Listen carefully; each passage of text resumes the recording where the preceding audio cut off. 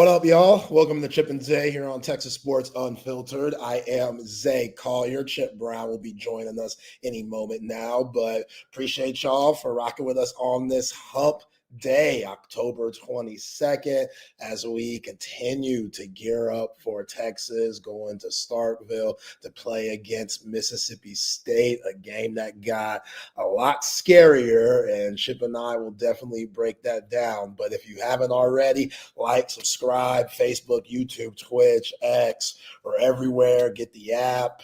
Y'all know what to do. I see him in the green room. My man Chip Brown in the building. Hey, the immortal words of Judy Brown. Happiness is a choice. Zay. What's up, dog? I see you in the F1 Benz hat. Oh, yeah. Got a little gift from the adorable wife, Elle Bell. Yeah. Appreciate her for thinking of me. Little F1 memorabilia. You know? Yeah, man. I feel you. Always appreciate that. Go ahead. My pops, like back in the early 2000s, like his homeboy gave him like an 88 Benz, and that's been my dream car for years. Like those classic SL 600s back in the day, man, that's a cold piece right there. You just brought me back a little bit, but yeah, I was like, man, please keep this in good shape so you can hand it down to me when that time comes. Yeah, that never happened, unfortunately. But I love it. Yeah, man. I'm a Lewis Hamilton fan. He used to drive for Mercedes. I don't even know who the guys are now. Well, no, George Russell, but yeah, it's clean, man. You rocking it. I see clean. it. It's clean. Yeah, put a smile on my face for a day that don't have much to smile about. Not gonna lie. Okay. About. Break it down for me. Yeah, the Michael Taaffe news is devastating. I think this is the last thing this team needs right now. This team doesn't have many leaders. And if you ask me, the leaders that they do have are all on the defensive side. Like, I love DeAndre Moore, but he hasn't really been able to do much due to this offensive line. Same with Katravian Wisner. CJ Baxter's been hurt. Arch Manning's trying to figure it out on the fly. Again, this offensive line ain't helping nobody. DJ Campbell, he's playing the best out of this offensive line, but that ain't saying much. So the guy that has spoken up for his teammates and has continuously gone to bat for his guys to keep things light and has played some really good football. Like, he came back to win a national championship. And this team, they're just not national championship caliber. And you feel for him that way. And he's given everything he's got. And now he's out for who knows how long. Like, it's tough. It's a tough blow. You know, I love Derek Williams. I think Xavier Filsaime come in and do some good things too.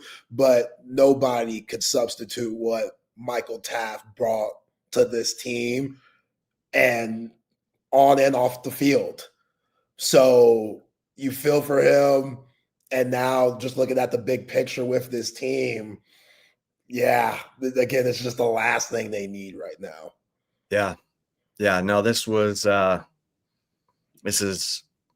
tough. I mean, I just wrote a story, posted over on Horns 24/7 about, on top of the fact that Texas is trying to figure itself out on offense, they're playing their fourth straight game on the road. They get the Taaffe news.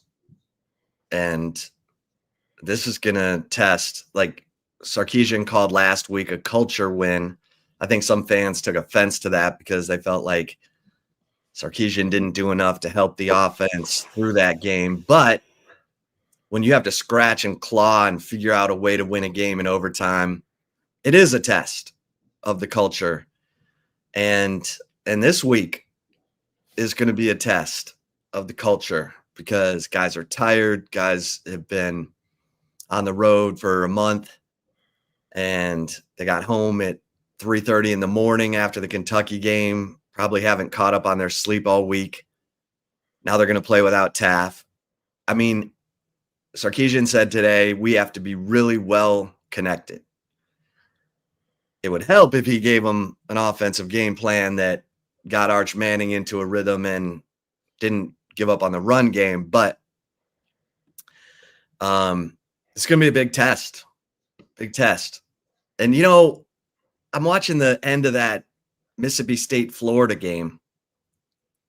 They were in field goal range. They were at the 23-yard line. The one thing Blake Shapen couldn't do was turn the ball over because they kick a field goal. They win by 1 point. And what does Blake Shapen do? He throws an interception, and it cost his team the game. So, and Mississippi State can say that they probably woulda, coulda, shoulda won the Tennessee game as well. So this is going to be a test for Mississippi State too, to bounce back. And Texas's defense, their mission is to make sure Blake Shapen does not get into a rhythm, does not give this Mississippi State team a chance to bounce back, does not connect on, explosive pass plays to former Longhorn Brennan Thompson. So, I mean, Brennan Thompson wants to have a big game in this game. He's got his former team who he feels like didn't give him a chance. Coming to his crib. Okay.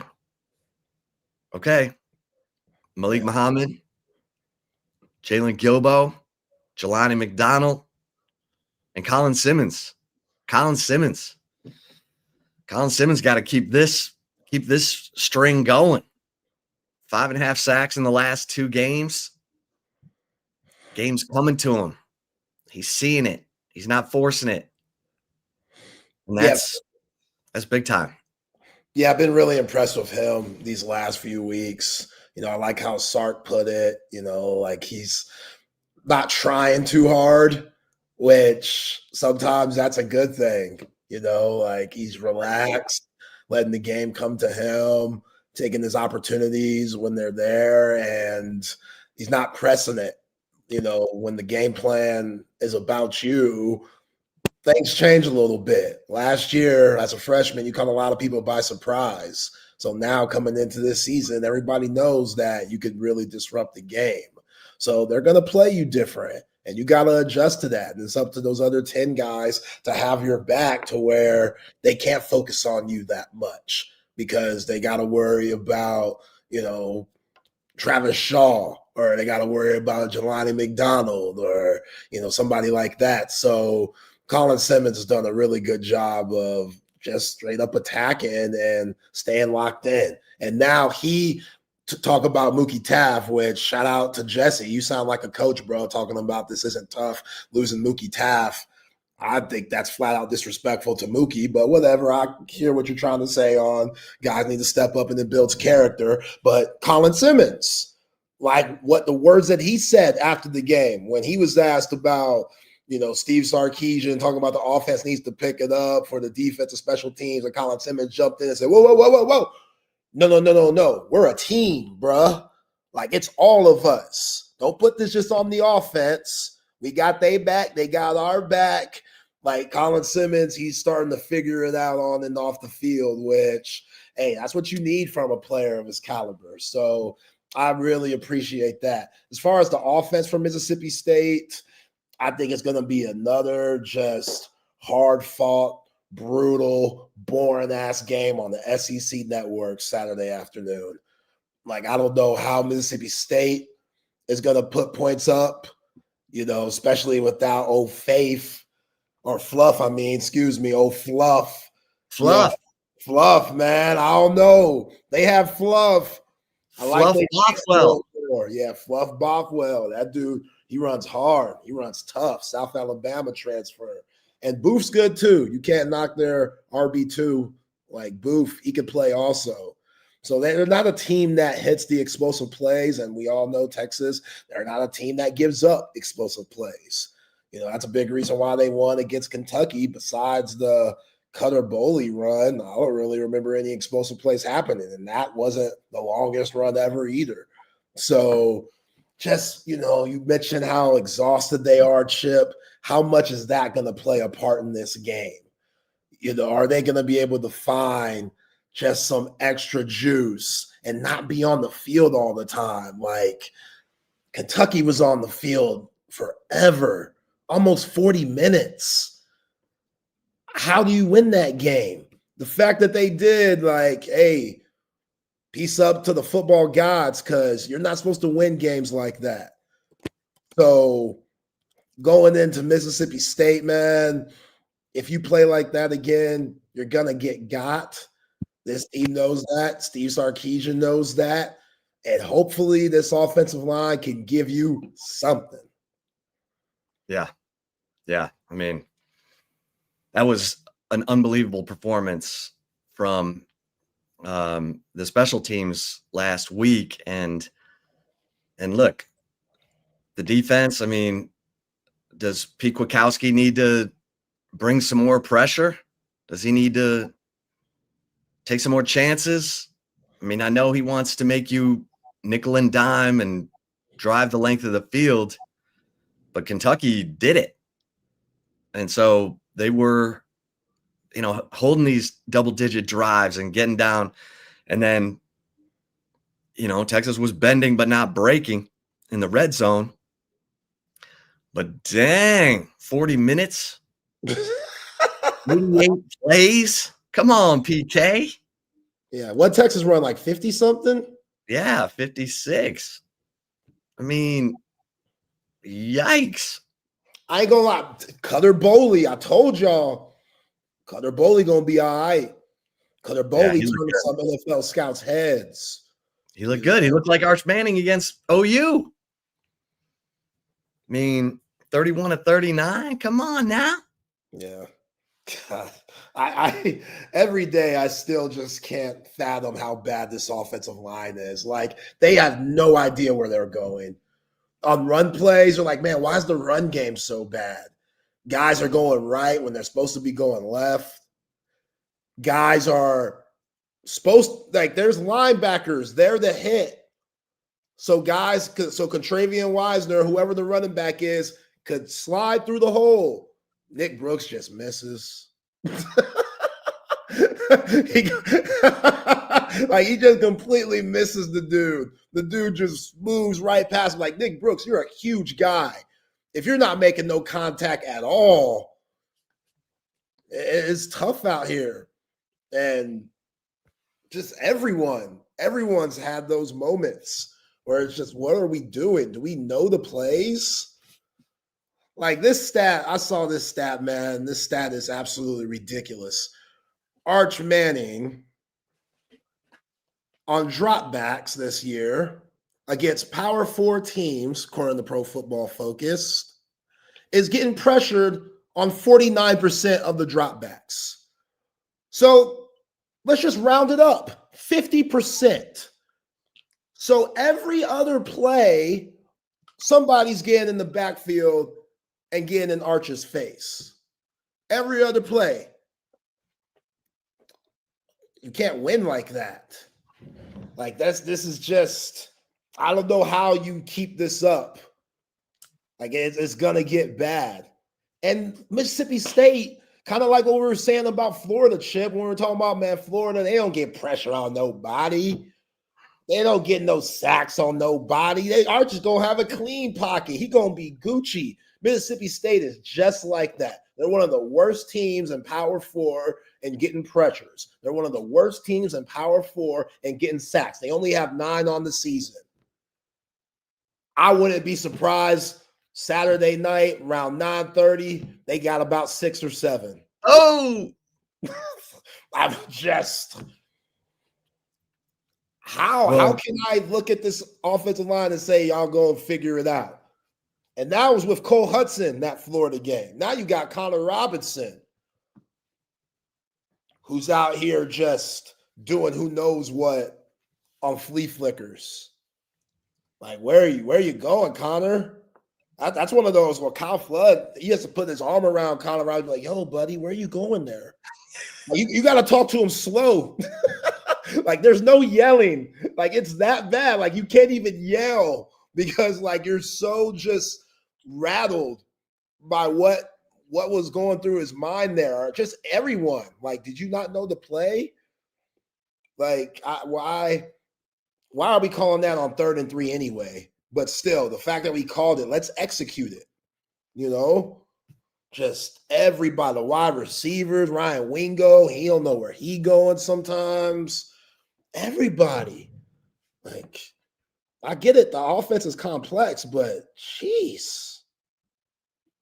No, I know. And we're gonna, try to focus on the positive. Jack Boomeister's been amazing. The punter. Mason Shipley. See, that tells me everything. 8 of 10. The only field goals he's missed is from 55 and 56. I mean, DJ Campbell. I'm trying to stiff arm him. Gringo Horn. I'm not trying to stiff arm nobody, dog. I'm really not. I want to be a homer so bad. I want to be so optimistic and so positive and exciting for you people. This team ain't doing that. This team's not giving me that. Well, 2/3 of it is. Well, yeah, but I mean, yeah. How crazy is it that? And look, I know there's all kinds of talk about Sarkisian. Does he need to bring in someone to call plays? And that'll happen. If it happens, all that conversation will be in the off season. They're not going to change things up right now. That's clear. But how crazy is it that it's the offensive side of the ball that's dragging this team down? And there's no question they blew it in the portal on the offensive line. But those are some conversations that I think every Texas fan wants to be a fly on the wall for. These conversations between Steve Sarkisian and Kyle Flood, because how did we get here? How did we misevaluate? How did we, like, these guys have been in your program, in the program, under your coaching for 2, 3, 4 years. Neto, 4 years. Can't see the field. And he's not getting a chance. So it's crazy. Yeah. All right, Jesse, I hear you. I'm not going to depress y'all. Here's the thing. Oh, go ahead, Zay. No, I'll be, again, how do y'all want me to be? Like, I'm really curious on, like, where y'all want me to find the positivity from this offense and the expectation that this team had coming in and what this team might be. Do y'all see them beating Vanderbilt? I'm not here to be a coach. All right, let me ask this question. And let's get some audience participation in here in the comments. But we need help.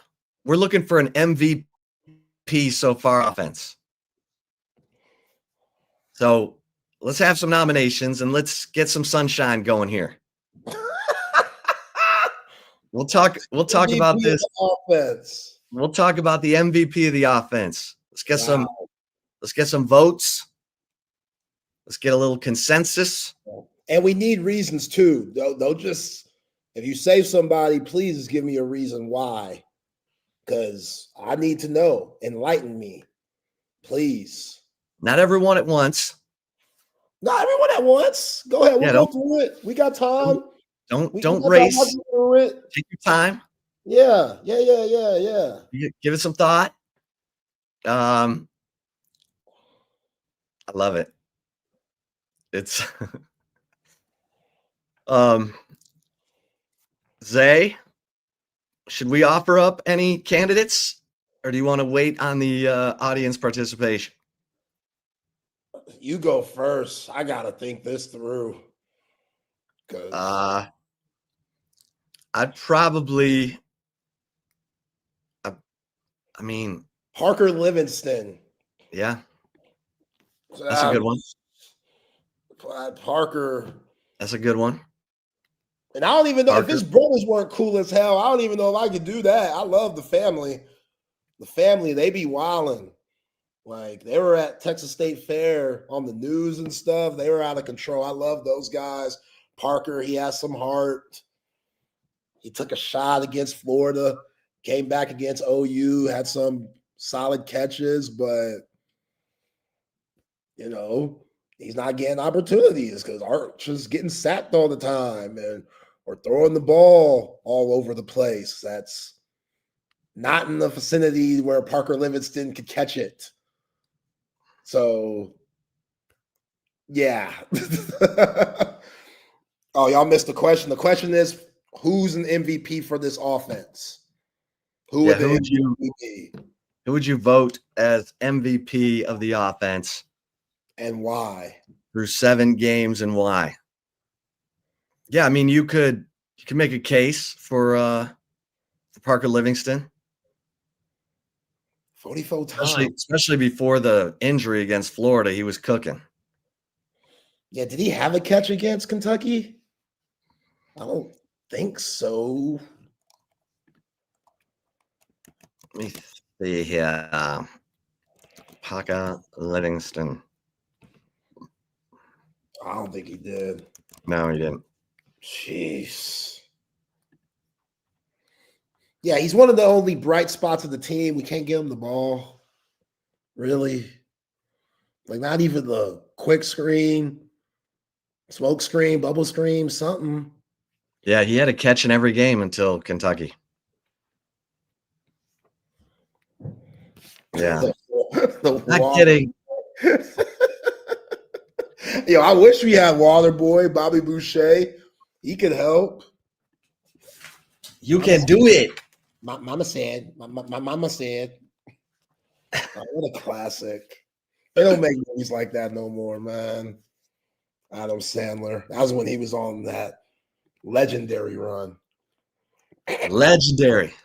Yo, man. Y'all gonna make me spit this water out on this screen. Medical staff, because Arch is taking a beating. Medical staff for keeping Arch standing. Yo, man, I thought that stat was fake. Pressured 49% of the time. Every drop back, the whole year. Did PFF tweet that out? No, you gotta go find that. You gotta go dig in there. Yeah, you gotta go dig in there. Were you on PFF digging around? Oh, yeah. Yeah, you want another PFF stat that's not great? Yeah, give it to me. Arch Manning has a 80.4 passing grade when the pocket's clean. When he's pressured, 58.7. Again, take into account that he's pressured half the time. So, yeah, that's what the guy's working with. All y'all guys saying that this is Arch's fault, put in Matthew Caldwell. Okay, but the dude's struggling because there's always pressure. Always. Like, everywhere. No, CB, I haven't gotten to the Charlie Sheen yet, man. I've been slacking. That's on me. I'll admit that. I've been BSing. There's too many coming out. Eddie Murphy has one coming out on Netflix. I just saw that today. That looks incredible. They have everybody and their mama talking about Eddie Murphy. Like, he's talking about everything, man. Going back to the SNL days, Beverly Hills Cop, the 80s, making music with Rick James, which is classic. Party All the Time, one of my favorite 80s jams. The album, Wouldn't recommend the album, but Party All the Time, that was a jam. What about, did you ever see Raw? Yeah, of course. Yeah. The leather, the outfits, man. Oh, yeah. Yeah, Delirious, Raw. Oh, God, he's so good. He was doing arenas. I mean, he was as big as it gets, man. Special. We'll never see another Eddie. Oh my God. Like even Norbit's funny. Norbit's a horrible movie. Norbit's horrible, but somehow you get a few chuckles in there because Eddie is just that ridiculous. Yeah, what happened there with Dr. Doolittle or what? Or yeah, he has a couple of duds.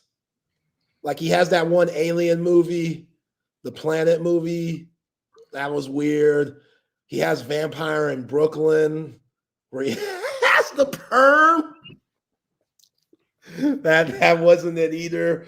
I ain't gonna lie. Dr. Doolittle as a kid, it was because I was a child when that movie. Well, and who's the hot actress in that movie? I don't know who his wife was. I was like, maybe he took it because he got to just be on set all the time.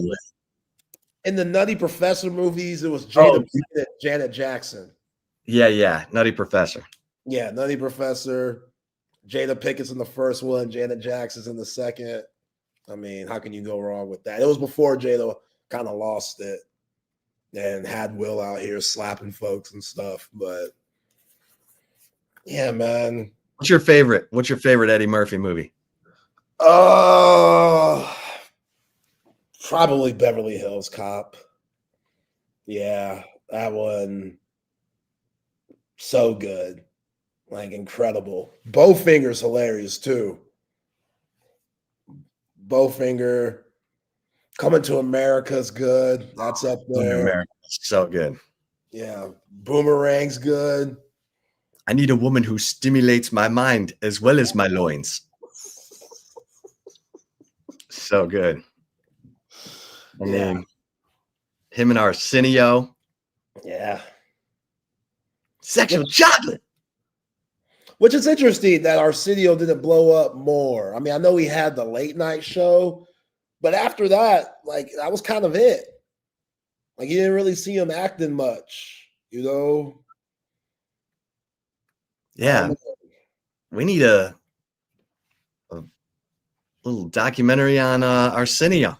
Yeah, that's what I'm saying. Yeah, Rex, Adventures of Pluto Nash, one of the worst movies ever made.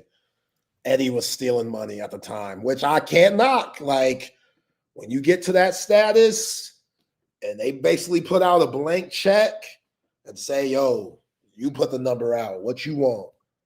I do a few movies too that were beneath me. Wow. Man, I need to go find that. Lord have Murphy. I don't think they made that into a movie. So you said concert. Was it music?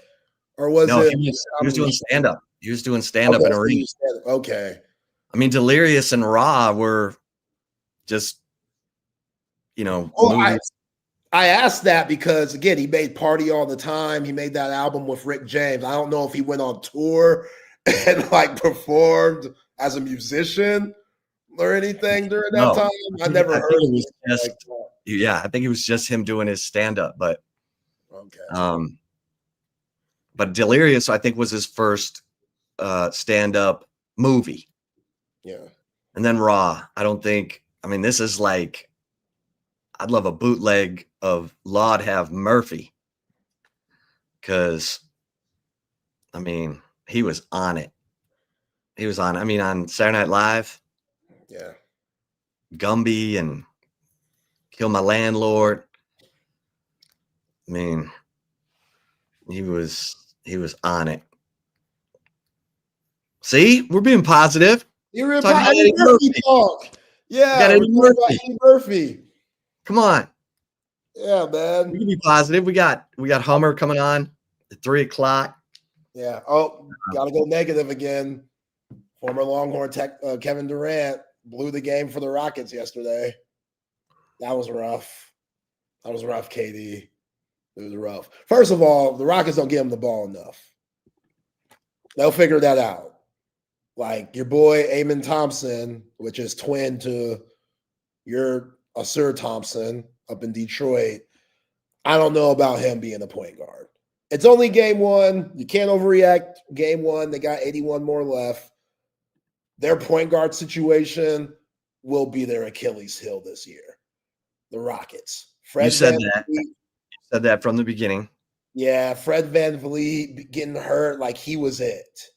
You know, if he was healthy, they would have, had a good pace with him to where he's not overexerting any energy during the regular season and playoffs. He would have been ready. Now, without that type of player, Reed Shepherd, I don't know about him, man. Well, what about Sengun? He's so cold.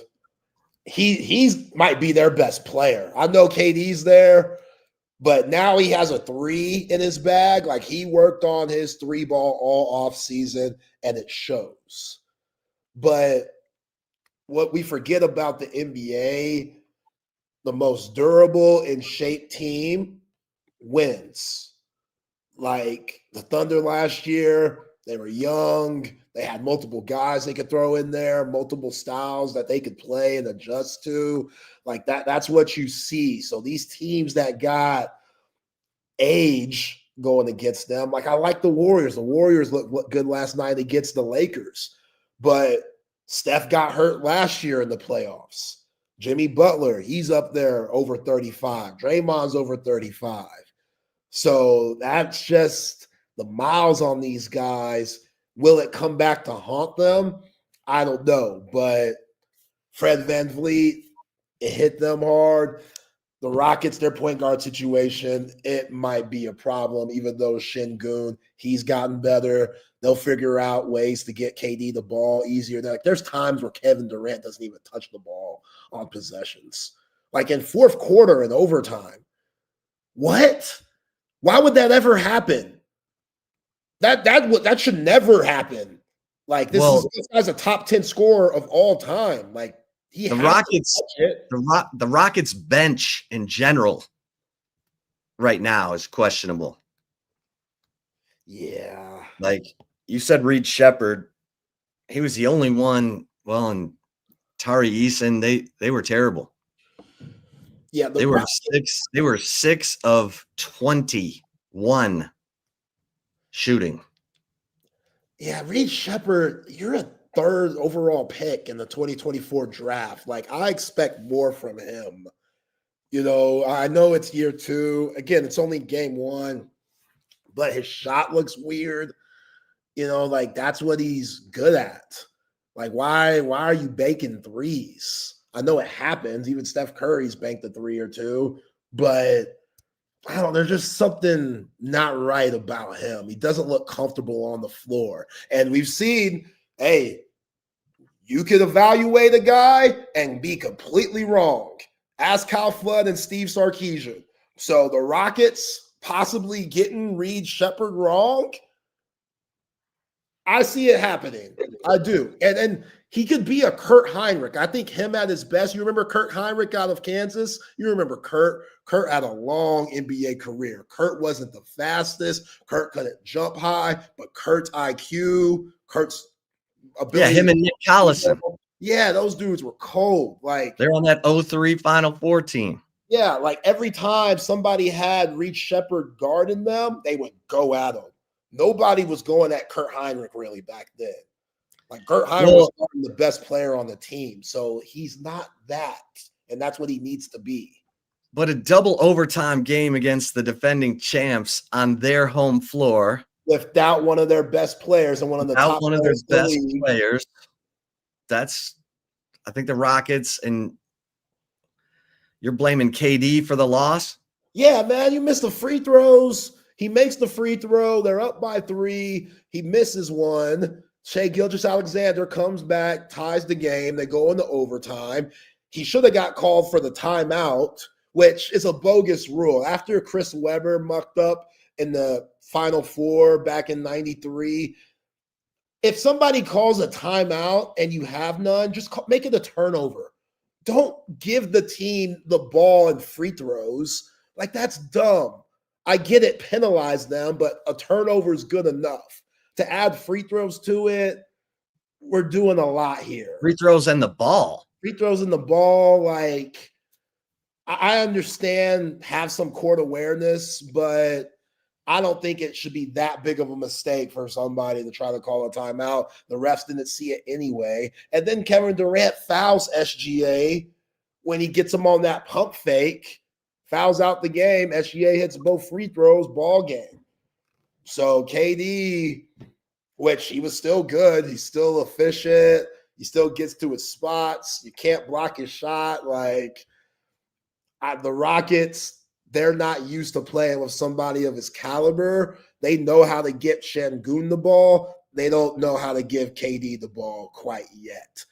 Like, they just throw it up there. He's 7 foot. Just throw it up and let him catch it high. Like, Reed Shepherd's over here trying to give him the ball, and KD's fighting with Lou Dort, and he has his hand like this, showing you where to throw the ball, Reed. Like, this is elementary stuff, and Reed struggling to give him the ball, and I'm like, Lord, this is the league, right?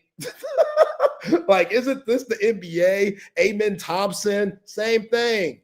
And Amen Thompson, his shot doesn't look any better. Like, bro, what were you doing in the offseason? Who are you? Who's your shooting coach? Whoever he is, fire him. Fire that man. Fire him. It's time to go. It could be your uncle that might have been a cold killer back in the 80s. Uncle Ray Ray probably used to give them boys 30 back at the park. But Uncle Ray Ray, them days are gone. If Uncle Ray Ray's helping you with your jumper, Amen Thompson, fire Uncle Ray Ray. There's different things he can do. Yeah, there's different things he can do that adds value to your life. Shooting is not one of them. That shot is so broke. You can tell by just the form. It's like a weird hitch. He's like leaning. He doesn't jump very high. It's ugly. It's ugly. Every time he was wide open, the Thunder just went, go ahead. Like, go ahead. Like, we'll live. We'll take that. So, yeah, Amen Thompson's a good player, but with Şengün out there, which shout out to him, that dude, keep your shooting coach, Şengün. You need to give him a raise. That dude, yeah, he probably don't speak a lick of English, but he could probably knock him down, probably like 70 years old or something.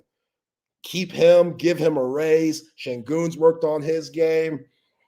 Amen Thompson, yeah, man. You got to work on that jumper, dog.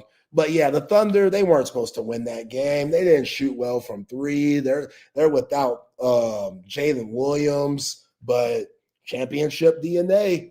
They still got the MVP on their team, and when it was time to come through, he came through. What do you think of the Lakers and Warriors? Luka's still one of the worst defenders in the league. It don't matter how much weight he loses. He still can't defend. They just go at him. Like, they go at him, and then he looks around, and he looks at other people like it's their fault. And it's like, no, that's you getting blown by, Luka. Like, there's no excuse now. Before, we say that you were husky. Now you're on Men's Health and stuff, and you lost 30 pounds. They were talking about it last night, and he still can't guard. He still doesn't want to guard. Defense is will. You got to want to slide your feet. You got to want to defend. He just doesn't have that in him.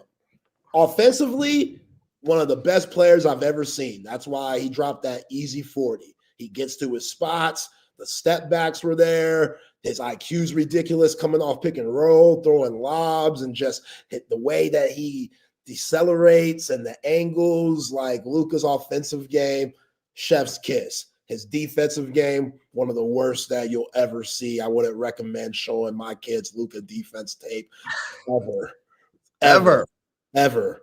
So there's that. Ayton, their big man that they got, he's not a bust. He's a former number one pick. I wouldn't go so far as saying he's a bust, but he's underachieved in his NBA career. and he's just soft. He's just, I don't know, man. Like, they just punk him. Like, Draymond be getting physical when, Draymond, he gonna bully you. Ayton, he don't want that smoke. And then the Warriors, they've been together so long. Like, they just have that same style of just great basketball. Like, they draft well. They got that kid from Florida, Will Richards. That's a steal. Like, he's a steal in the draft because, this is a guy that has championship DNA. He just won a national championship in college.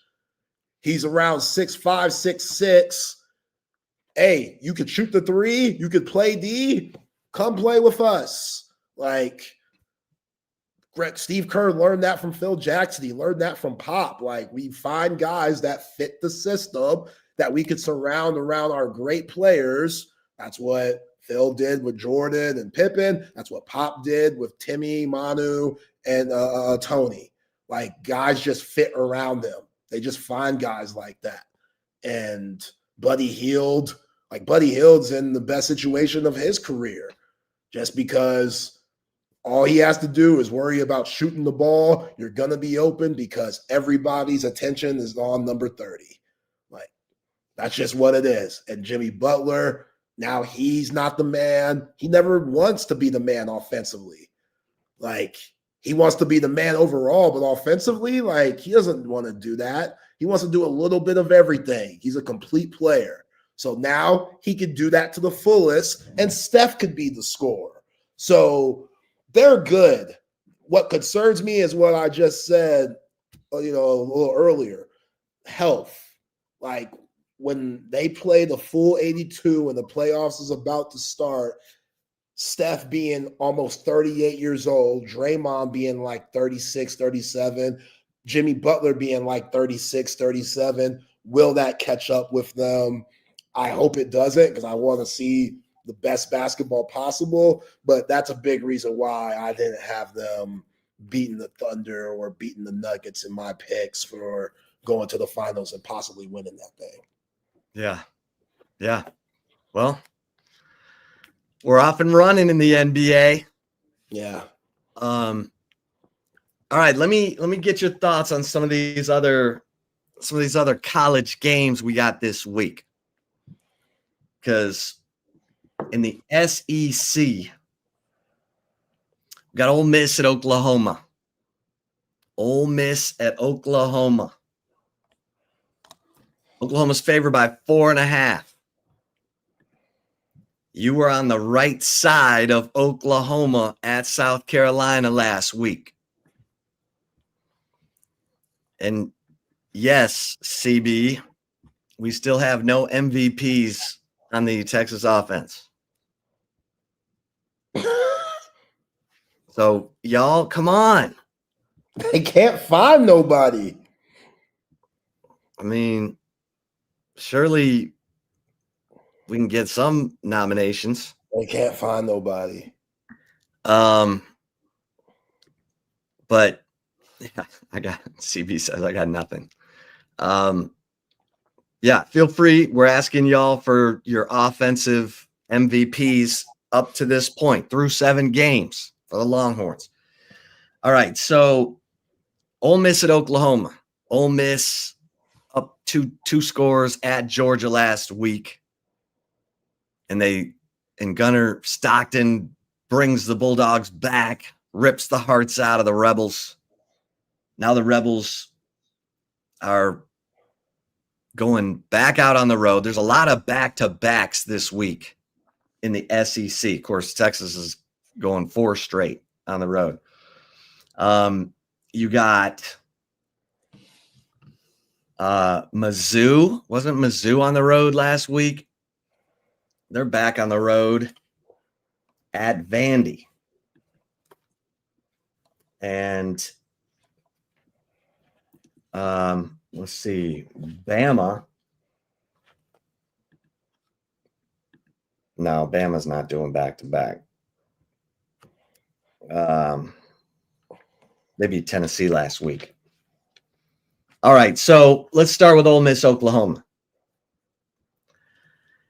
You think John Mateer and the Sooners can handle business against Lane Kiffin's Rebels?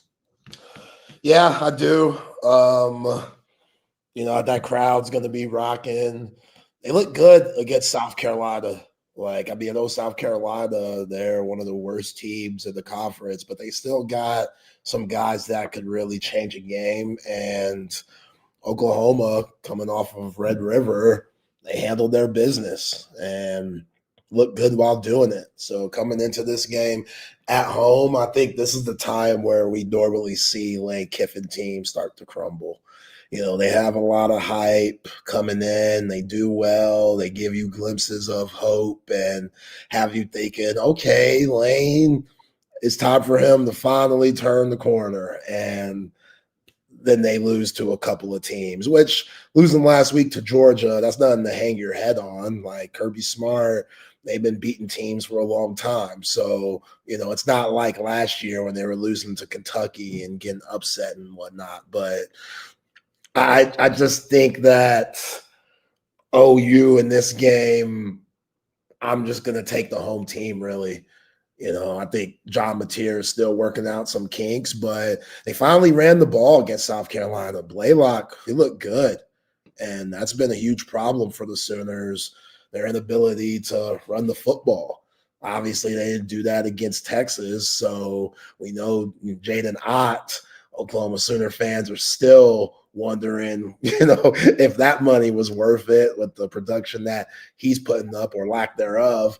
But getting Blaylock going, that's huge for that offense. Satania's still good. Burks is still good. So if they could rely on more than Mateer, which I think they can at this point, especially against Ole Miss, I like the Sooners, man. I think tough game. The thing that I got such a laugh about in listening to Gabe Eichert and Teddy Lehman do their recap of the Red River Shootout was how disgusted they were with the OU tight end situation. They're like, our tight ends are horrible. We can't run the offense that Arbuckle wants to run because the tight ends can't block anybody. We need to go to straight air raid. 5 wides. And then, they go to South Carolina and handle business. Man, this is big for Lane, because I think Lane realizes, and I'll give Lane credit. I mean, last year he had the best team money could buy, and they got beat by Kentucky. And they lost their playoff chances. And this year, they look like a team that could contend for the SEC title. No shame in losing to Georgia. It was devastating because they had a 2-touchdown lead. They were playing well enough to win the game, but Kirby said it, man. We're hard to kill. That's a great quote. We're hard to kill. And Ole Miss couldn't kill them. Couldn't put them away. So let's see if they can bounce back, because now they need Texas to do them a favor and somehow beat Georgia. Obviously, Texas has things to take care of before that, but because right now, who are you picking to be in the SEC title game? Lord, I think Bama is going to finesse their way in there. Yeah, right now I think you can see Bama, Georgia rematch. I think A&M, something's going to happen. I'm hoping. I think that's just the hater in me. That's just the flat out hater in me. That's saying, please. Their defense is giving up a lot of points. That's what I mean. Like 42 to Arkansas is crazy. But I don't know, Garrett Nussmeier, which I Can't wait to hear Hummer's thoughts on the game. Garrett Nussmeier just hasn't been it. They had some deep shots against Vanderbilt. You know, they had some big-time plays, but just overall, something's off about that LSU team. And you hope that Death Valley is hype enough to where maybe they could get you about 10 points, crowd alone. But, yeah, A&M, Mike Elko out here faking injuries, paying the fine. Like, it's nothing. Just, we'll pay it. Elko wasn't saying much on the SEC coaches teleconference today about that. What you mean he wasn't saying nothing? Did anybody ask him? Yeah. What'd he say? He's like, yeah, we're not gonna talk about this. Yeah, that you're a cheater. That you're being dirty out here, Michael. Nobody calls Michael. Michael, yeah, I'm calling him Michael on that one. That's dirty than the mug, Michael. Yeah, for those of you who don't know, A&M is also playing a back-to-back road game. After playing at Arkansas, they're playing at LSU, which is why Zay is, gnashing his teeth over whether Garrett Nussmeier and the Bayou Bengals can rise up and smack Elko and his boys around this week. Yeah. No, for real, Chip, it's really looking like a Alabama, Texas A&M SEC championship, which sucks. Like, I hope Texas could play spoiler. I would love to say Texas would be there. Like, oh, Texas is in it. Texas will be there. It'll be in Atlanta. No one's picking Texas. Ain't nobody picking Texas. Come on. Not based on what we've seen. If we would have seen upward growth from the OU win, then people would be like, okay, watch out for Texas. But then that we saw anything but upward growth. 179 yards of offense. Okay, we're not going to depress everybody. I'm sure they've been practicing their butts off this week. I don't even trust when sources tell me they've been practicing. No, I'm kidding. But let's see. CB says, where do you see Jimbo Fisher coaching? Ross Dellinger just put out a story. Jimbo is ready to coach again. Yo, Jimbo was the last coach to call his own plays and win a natty. 2013 Florida State team. Jameis, yeah. Jameis as a redshirt freshman. And if you look at that roster, there's nothing but NFL players all over that roster, which makes sense. It's a national championship team, but that's a long time, Steven. What about Jimbo? What about Jimbo at Auburn? Wow. I mean, that's interesting. You gotta, I don't know, something to think about. Is Penn State too much for Jimbo? They don't need that. Yeah, they might be a little, Big Ten looks at SEC. It's weird. Except Urban. Ohio State couldn't wait to get their hands on Urban. I wonder what it would take to get Urban back in the game. Because this coaching cycle, as we know, these jobs, big jobs. Yeah. Big jobs. I think he messed that up when he was kicking the kicker in Jacksonville. You remember that? You remember that? He was kicking the kicker. The kicker was laying down, stretching, and he was kicking his ass. Yeah, Urban is a mess. Yo, he was wilding at Jacksonville. Him and Charlie Strong. He had Charlie up there wilding with him. You remember Charlie was like an analyst or something during that one lone year, just ruining Trevor Lawrence. Yeah, that was rough. I don't think Urban Meyer's bouncing back from that. He's fine on Fox. They love him on Fox. He's their version of Saban for game day. Yeah. He's such a goon. Charlie Strong, he's coaching in the Bucks. Yeah, I knew I saw him on the TV against the Lions. I was like, oh, there's Charlie Strong. And then I saw David Shaw on the Lions staff. Like, got all kinds of former college head coaches now in the league. Ever leave Florida? Charlie loves Florida. He'll take a gig in the Sunshine State. That's his happy place. Yeah, he loves that weather, man. He loves the Florida. Oh yeah. How close was Urban to coming to Texas? Urban, to his credit, felt like his style of coaching would not work in the NIL transfer portal era. So he held out for an NFL job, which he got.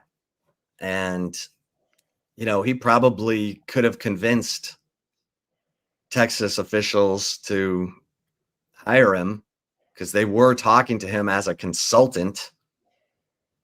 Of course, Urban couldn't wait to come in and help consult about how poorly Tom Herman was managing things. Urban is tough, Who he man. Learned from? The hell? Who he learned from? Who he take all that game from? Urban's like, he didn't learn the ways of the Jedi from me. He's out there walling. I will say this. I had people at Houston say that Herman got the Texas job and just immediately went to ego legacy prison. Yeah. I mean, he thought he was like, his stuff didn't stink. Every decision he made. He didn't want veteran coaches on his staff because he was afraid they wouldn't be loyal to him. He just thought, man, everybody's going to get to Texas and be looking out for themselves. And it's like, unless you create a culture that makes it different, like have the stones to bring in really talented coaches and then get them to feel like this is a great place to work and here's how we're going to build the culture and take charge.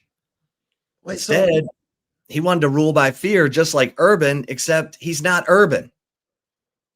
And so it came off as fake and phony from Herman because they're like, yeah, you can't rule by fear or try to run the show by fear, then try to kiss me on the cheek game day. It doesn't mix. I would have pushed the hell out of his face. He tried to kiss me, especially after he's kissing everybody else too. Like, it's just gross. That was weird. That was weird. It's weird stuff. Like, he talk about trying hard. Like, he really tried to prove that he was a good, authentic guy. We're all about love. Then behind the scenes, he's like brutally shaming his players. Like, forget not calling the punter Michael Dixon, the Ray Guy Award winner, by his name. Michael Dixon, the MVP of the bowl game, punter. Michael Dixon, perennial Pro Bowler in the NFL, not being called by his name. Part of the reason Michael Dixon left early to go to the NFL. He couldn't stand the guy. And like, he was doing way worse to other players.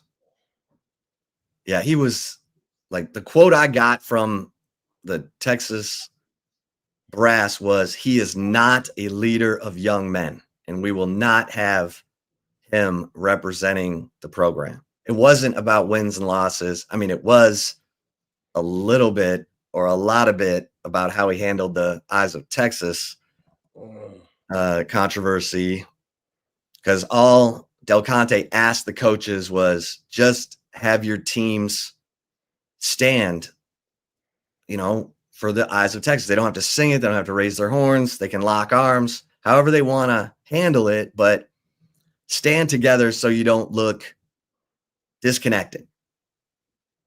And that didn't happen. All right. Fun times. There he is. I saw him on Monday at the Sarkisian coach player press conferences, the one and only hole-in-one Hummer of CBS Sports, 24/7 Sports. Hummer, how you doing? Doing good, guys. Cooper Flag debut tonight. We're excited. Yeah, I was just about to ask you that, Hummer. How you feeling about your Mavs this season? Optimistic long-term, pessimistic short-term. I think it's going to be a bit of a mess early on with no ball handlers besides D'Angelo Russell. But with as much length and size as the Mavericks have, as long as Anthony Davis stays healthy and Kyrie comes back all right, I think they're going to be difficult to deal with. All right, so you're all in on the Mavs? All in's a strong word, but I think if they make the playoffs, they can make a lot of noise. So Cooper Flag, Rookie of the Year? Oh, yeah, absolutely. He's going to have to be the Rookie of the Year. If he's not, we're in trouble. I shouldn't say we're as an adult, but, you know. No, I get it. Well, Hummer, what were your takeaways from after listening to the Longhorns on Monday? Well, heading into their fourth straight road game, unprecedented. Now Michael Taaffe is out. Offensive woes. What were your thoughts? It was, I mean, are you talking about the press conference specifically or? Well, just, yeah, what you heard from Sark and the players. Anything stand out? I mean, it was an interesting day for press conference questions. It's funny you mentioned Michael Taaffe. I think he basically told the media they needed to smile more. And then you got kind of the exact opposite on Monday. And justifiably so. I mean, like, if you look at where Texas is in offensive categories, it is like near the bottom of the SEC in almost every way. I mean, Steve Sarkisian got asked everything from should you give up play calling duties to like why wasn't Arch bench when Quinn Ewers was? Like Arch was asked, are you still having fun anymore? It was an interesting press conference, but like that's also the reality for the preseason #1 team. That gave, I think, totaled 179 yards against Kentucky. Like you got to see more out of that unit, and I think it just represents where Texas is at right now. There's a little bit of a uncertainty about the rest of the season. Yeah, where do you see this game going, Hummer? Against Mississippi State? Oh, they got one early against Arizona State. Jeff Levy said feels like this team should be 6-2. They were right there with Tennessee in overtime. They should have beat Florida. How do you see this game playing out when the Horns go to Starkville? I think it's it's a game Texas should win. Mississippi State's front is not elite in terms of generating pressure. You would think from Texas' perspective, that would be a welcome reprieve.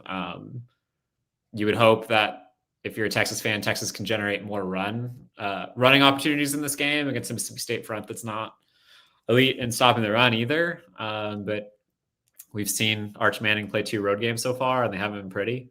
So we'll see how that looks with all the cowbells ringing. Yeah, that's gonna be real interesting. Hummer, what did you think of what were your takeaways from that Kentucky game? I mean, it wasn't good.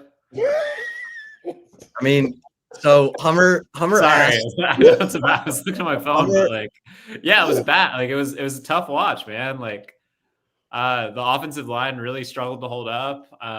Arch Manning made a couple really good throws, but he missed a ton of them. Like you see it in the body language from the receivers and some of these like missed slant passes and missed open passes that Arch is missing. Like it's not good. I thought the defense played exceptionally well for the most part, at least when it mattered in the red zone. But Kentucky also moved the ball decently well against Texas for stretches. So it is really hard to win in the SEC, but Texas is very lucky they got a softer SEC schedule.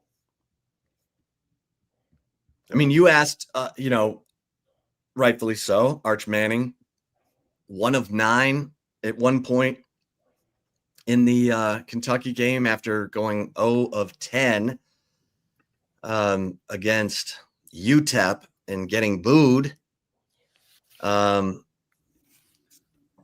mean, your thoughts on Arch Manning? Because to me, Hummer, it looks like he's more accurate when he's on the move and not thinking, and when he has time to set up in the pocket, he overstrides.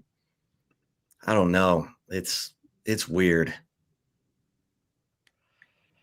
I don't know. I mean, part of it, I'm sure, is like when you feel like pressure is always going to be there. I know Steve Sarkisian on Monday mentioned contact courage, but when you feel like pressure is always going to be there, I'm sure that gets in your head a little bit. But yeah, it feels like mechanically it's just a little out of sync is what it comes down to. I won't pretend to be a mechanic expert for quarterbacks, but it doesn't look entirely the same as it did last year when he was playing for Texas and being much more accurate on those short passes. And like, to be honest, in some ways it doesn't look the same as it did against Oklahoma. Like, he was very accurate in that game. And sometimes when your mechanics are off, it can vary wildly in terms of the effectiveness. Like, I mean, Chip saw me play golf. Like, when your mechanics are a little off, it can vary wildly in terms of the effectiveness.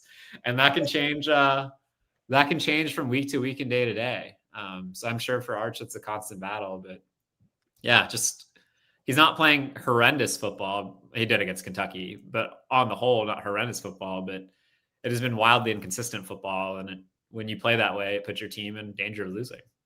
Yeah, I thought he was out of his head, and now I feel like he's back in his head, or at least he was against Kentucky. And I agree with you. I mean, I think the fact that the dam was breaking in places he wasn't expecting, and there was a lot of pressure right up the middle from number 60, the nose tackle for Kentucky. I think it totally unsettled him, and then suddenly he was back in his head, and now he's going off to Mississippi State, the Cowbells. And Mississippi State had a chance to win a game and blew it. Blake Shapen, the one thing he couldn't do was turn it over in the final seconds, and he did. They were lined up to kick a game-winning field goal. What do you I mean, Mississippi State, your thoughts on the Bulldogs? It's a better team, like a much improved team from where it was last year, but still a team with some issues. I think Blake Shapen's a really solid quarterback, but we've seen some of his limitations recently. Has struggled with kind of turnovers from time to time. Mississippi State does run the ball really effectively under Jeff Lebby. Like, Texas is going to have to defend the run really well. The run sets up the pass for them. I think it's kind of unusual for one of those Veer teams to have such a distinct run pass split, but I think they run the ball like 65% of the time or something like that. So Texas is going to have to load up to stop the run, and then they use a lot of kind of those opportunities to set up Blake Shapen. But if Blake Shapen takes care of the football and that defense holds up reasonably well, that's a dangerous team, especially at home. And they've got some speed on the outside. Brandon Thompson's a name Texas fans certainly remember. He's one of the faster players in college football. He's their leading receiver.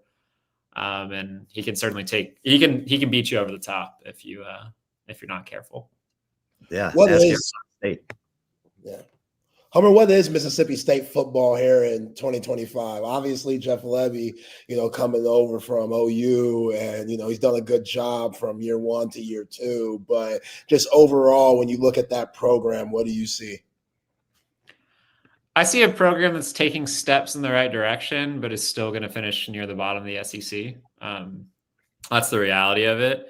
I mean, we've seen a team come close to beating Kentucky. Should have beat Florida, and then came close to beating Tennessee. So this is obviously a way more competitive team than it has been. But the talent gap between Mississippi State and Texas is still pretty significant, despite those improvements and those strides. So this is a game Texas should win, but as we know, like, going on the road in the SEC can be difficult. I think Texas should be thankful this is an afternoon game. That's not a night game. If this was a night game, I think that would be a really dangerous proposition in that environment. But this is a Mississippi State team that's still building under Jeff Lebby in year two. So it's just one of those programs that's still trying to find its footing. Okay, so did you pick Texas to cover the 6.5? I did pick Texas to cover the 6.5. Yeah. Did. Okay. Yeah. Okay. What gives you that confidence? I think it's the line of scrimmage. I mean, maybe Texas's offensive line is so bad that it doesn't matter, but I think Kentucky and Oklahoma are a much more difficult test up front. And if Texas can control the line of scrimmage, or at least be okay up front offensively, I think the offense looks a lot different. And I do think the defense is equipped to handle whatever opponent they face in the SEC. So I think a touchdown win by Texas feels very reasonable. But if the offensive line keeps struggling the way it has, and Arch has another one of those games, like, I'm going to look really dumb. I'll tell you that. Well, Ole Miss at Oklahoma. Ole Miss, this is back-to-back road games for them. Went to Georgia, had a 2-touchdown lead, lost. Yeah, give me your thoughts on that first. Ole Miss, Georgia, and how that played out. Because, man, it looked like Ole Miss was going to handle business. Well, I mean, this just kind of goes back to the classic Ole Miss thing where you just don't get enough stops. Georgia, did Georgia kick at all during that game, if I remember correctly? Did they punt? Like, I don't think they did. Or at least if they did, they didn't happen in the second half. Like, Georgia just moved the ball at will, and I think Ole Miss is a spectacularly coached offensive team, and I think Pete Golding does a really good job most of the time on that side of the ball, but there are just days when Ole Miss can't get stops, and we absolutely saw that. But I think it also illustrates how close the margins are in the SEC. I was like, I know we're talking about Georgia, Ole Miss for a second, but I was shocked when I saw Ole Miss was an underdog against Oklahoma based on what we've seen from Oklahoma this year. But Oklahoma's favored, and that really just shows you what this looks like. And I thought Trinidad Chambliss played really well, but as the game wore on, I think you saw some of his potential limitations as a passer. You saw him get sped up a little bit, and it didn't look as good. So I'll be curious what that looks like against a really good Oklahoma defense. But I thought that was an awesome game between Georgia and Ole Miss, two really good football teams. But Ole Miss, for whatever reason, in those games, when it gets tight, doesn't often pull them out at the end of the game, especially against really good competition. So do you like Ole Miss to cover plus 4.5 at OU? It's gone to 4.5. Yeah. Wow. I picked Ole Miss straight up. Okay. I still have a lot of questions about the Oklahoma offense outside of John Mateer. I still have questions with the Oklahoma offensive line. So I did pick Ole Miss to cover, but that is interesting that line keeps ballooning like that. Yeah. Hummer, which upset last Saturday shocked you more? Texas Tech losing to Arizona State or Louisville beating Miami? Louisville beating Miami. Arizona State, at the end of the day, like, they have one of the better quarterbacks in college football and probably the first receiver to go off the board in the NFL draft in Jordan Tyson. Texas Tech was missing its starting quarterback in Baron Morton. I'm sorry. So there was some stuff not working in Texas Tech's favors there. Miami, like, that game was in Coral Gables, wasn't it? Like, yeah, like, you don't really have any excuses. I think they were even coming off a bye. Like, that's a Miami team that should have come out looking good, and instead, like, Carson Beck regressed to what we saw him do at Georgia from time to time last year, which is throw pick after pick. I think he threw 4 of them. It would have been 5 if a roughing the passer call didn't wipe out one of the picks, I believe, or maybe it was a holding. So yeah, I was very surprised to see Miami respond that way. I expected them to come out looking better, but I mean, game management for Mario Cristobal is always an interesting process, and then you throw in the picks on top of that, and the more talented team loses. But I really thought Miami was one of the 2 or 3 best teams in the country, and to see them lose to Louisville, which is a really good team, don't get me wrong, was certainly surprising. Yeah, I mean, you got the best offensive line in college football, allegedly, and you don't even try to run the ball. And your quarterback is throwing picks. Like, change gears, establish the run. You were never down by that much. It was weird. I watched that game with my cousin who went to Miami and lost his mind. And of course, we were in Louisville watching it, and the Louisville dance team that didn't travel was in the same restaurant as us. And my cousin's like, we got to get out of here. I can't. I was like, we don't have to go. I mean, I was gonna say that's not the reaction I was expecting, but that makes sense. Right. Hummer A&M is playing back-to-back road games this week. They are at LSU after giving up 40 plus to Arkansas. What do you see happening in this one? A&M is a 2.5-point favorite on the road. This is a tough game for me to pick.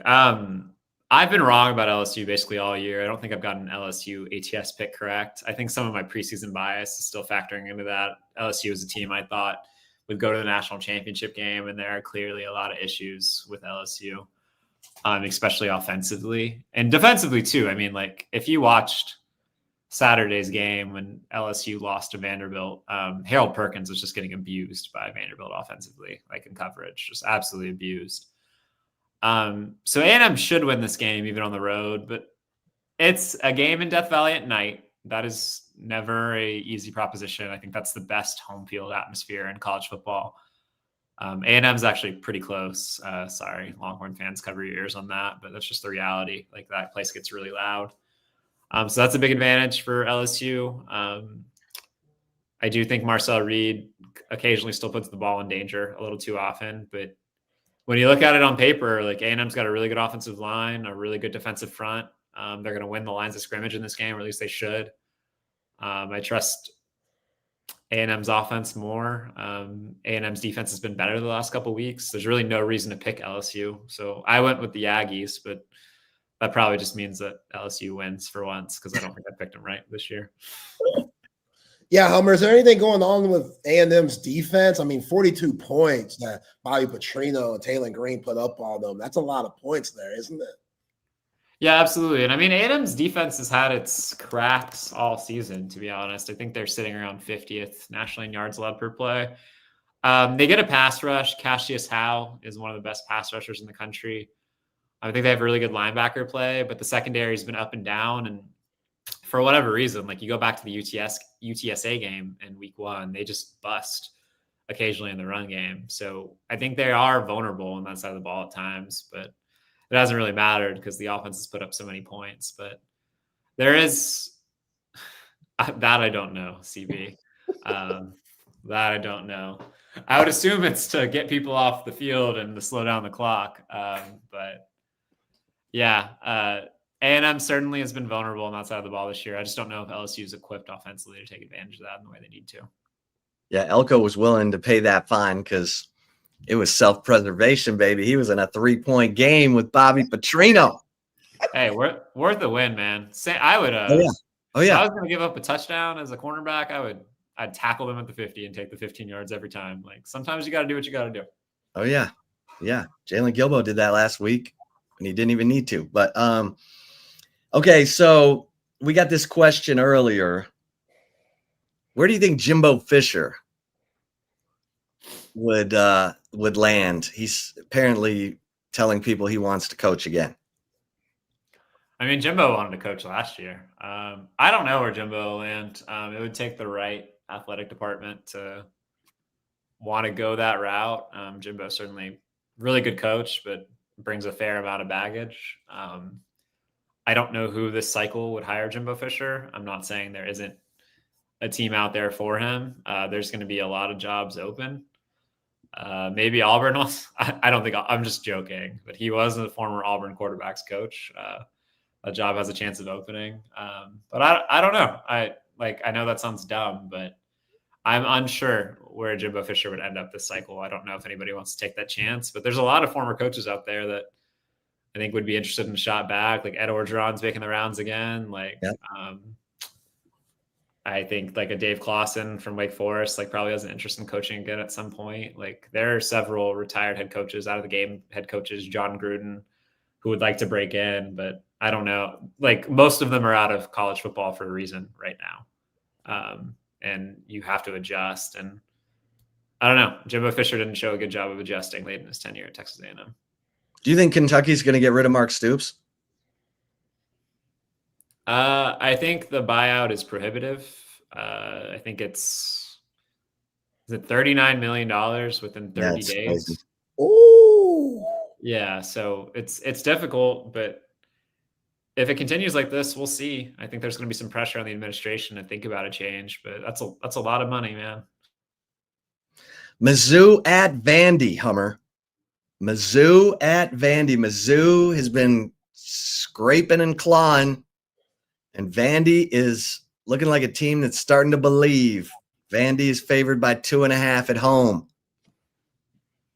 What do you think happens at 2:30 on ESPN? Sorry, I lost y'all for like a good 20 seconds there. What were you saying? Oh, Mizzou at Vandy.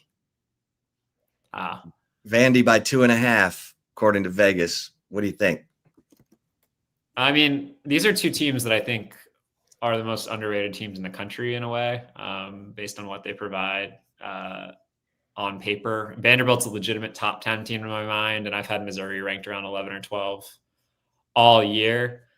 But I have a hard time picking against Vanderbilt at this point, and Diego Pavia. I think part of the reason why I'm so bullish on Vanderbilt in this game is they stop the run. I think they're 25th nationally in yards allowed per carry. Missouri's whole offense is predicated around running the football. We saw some cracks from Bo Perbilia the last couple of weeks. He's thrown some bad picks. And Diego Pavia, like, dude just doesn't miss, man. Like, legitimately. He's done everything right this season except for 2 tough plays in the red zone against Alabama. He seems to have a third eye, man. Like, I don't think he ever gets sacked. Like, he just gets Vanderbilt out of trouble consistently. He plays on time, consistent football. Vanderbilt just smothers people because they have long possessions and then they score almost every time. Like, just a really efficient offense. And I'll take Vanderbilt. I'm going to probably say that a lot the rest of the season. I really believe in this Vanderbilt team. Yeah. Speaking of efficient offense, Hummer, Ty Simpson in Alabama, they rolled Tennessee last week. I think they got South Carolina and Columbia this week.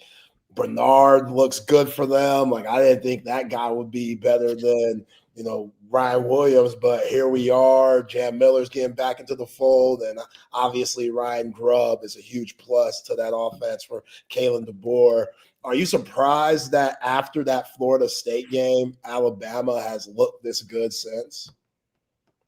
Yeah, absolutely. I mean, like, it's been night and day. But I think that tells us, like, just as people who follow college football, like, closely, just like fans, like, teams can change over the season. They can evolve. They can get better. I don't think any Texas fan was panicked about the offense against Ohio State. You just thought they were going up against one of the best defenses in college football. And they were. Like, Ohio State's a historic defense so far, but some of the symptoms were actually problematic. But Alabama got better. And Alabama, I think, to me, in my eyes, is quite easily the best team in the SEC right now. I don't think they're that much better than a Georgia or an Ole Miss or a team like that, but they are the top team in the league, in my opinion. And I'm picking out, I don't know what the line is now. I think it was like 13.5 earlier this week, but I'm picking Alabama to cover that because South Carolina has been really, really bad this year, to be frank. I think South Carolina ranks like 132nd nationally in rushing. They're like 96 nationally in drop percentage. Their offensive line ranks like 133rd nationally in pressure rate allowed. One spot ahead of Texas, by the way, I believe at 134th. Maybe Texas was 132nd. But like, this is a South Carolina team that struggles to do anything well offensively. And I have a hard time seeing them keep up. Yeah, how'd that happen with South Carolina? I know Chip's favorite running back, Rocket Sanders, is gone, but I didn't expect the drop-off to be this bad for South Carolina, especially off the momentum they built last year and all the momentum they had with Lenora Sellers coming in this year. Yeah, I didn't think it would be this bad. I thought they were the most overrated team in the preseason. I think they were in the top 15. They were not in my preseason top 25. I thought, like, if you wanted to hedge on something in the SEC, South Carolina was the easy answer. But I didn't think it'd be this bad. Like, you still, as you said, like, you have Lenora Sellers, a likely first-round pick. You have Dylan Stewart, who is one of the better defensive players in college football. You can't build an entire offense and defense out of one player each. but it's a really nice starting point. And when you look at the way South Carolina has recruited, which has been really good overall for their like history, they should be better than they are, but it's tough in the SEC. They had the best defense in the country last year, at least in the SEC last year. And you've seen a lot of regression there. The offensive line has been a mess. And the Mike Shula experiment coming over from the NFL hasn't really paid off offensively. All right. So I'm probably going to ask you this every week. Who do you think plays in the SEC title game as of right now? Oh, man. I don't know the tiebreakers. I don't have them in front of me, but I would be remiss not to pick A&M and Alabama at the moment. Yeah. They passed the eyeball test. And they don't play each other. There's less. I mean, Alabama's schedule the rest of the way is pretty favorable. I think they have South Carolina. I mean, favorable in quotation marks is the SEC. But you get South Carolina, LSU, Oklahoma, Auburn, 4 teams with inherent question marks. And I don't think A&M's schedule is that hard either outside of traveling to – I mean, you got to travel to Baton Rouge and you got to travel to Austin, but they play – well, they also have a game at Missouri. That is a pretty difficult schedule when you have to go to those 3 road games. But A&M has a big advantage in that they don't have any conference losses yet. I mean, Vanderbilt has a road trip to Texas. If they can handle business against Missouri, they play at Texas. They're home against Auburn, home against Kentucky, and then at Tennessee. Vanderbilt, watch out. Zay's shaking his head, but I'm not. No, I'm shaking my head because that's where we are. Vanderbilt's in the mix. Wow. Well, you don't have a lot of margin for error if you're Vanderbilt. I think that's the one area with Vanderbilt that worries me. You're not gonna often see blowout wins. They have to execute at a super high level every week to win, and I think that's a really good way to get to 8 or 9 wins. I'm not sure if it's a good way to get to 10 or 11. So I do have some hesitancy with Vanderbilt, like in terms of the SEC title mix, but Vanderbilt's certainly going to hand a couple more people losses down the stretch. Yeah. Where does Florida go from here, Hummer? Obviously, Lane Kiffin's name is coming up with Billy Napier being canned, but besides Lane, who else is in the mix for that gig? Lane will be the top guy, the top candidate. You'll hear names like Elijah Drinkowitz, Eli Drinkowitz at Missouri, John Summerall, Tulane's head coach, Alex Golish at South Florida will come up. You'll get names like Jed Fish, Washington's head coach, a Florida alumnus. I think you'll certainly hear Marcus Freeman's name thrown around for that job.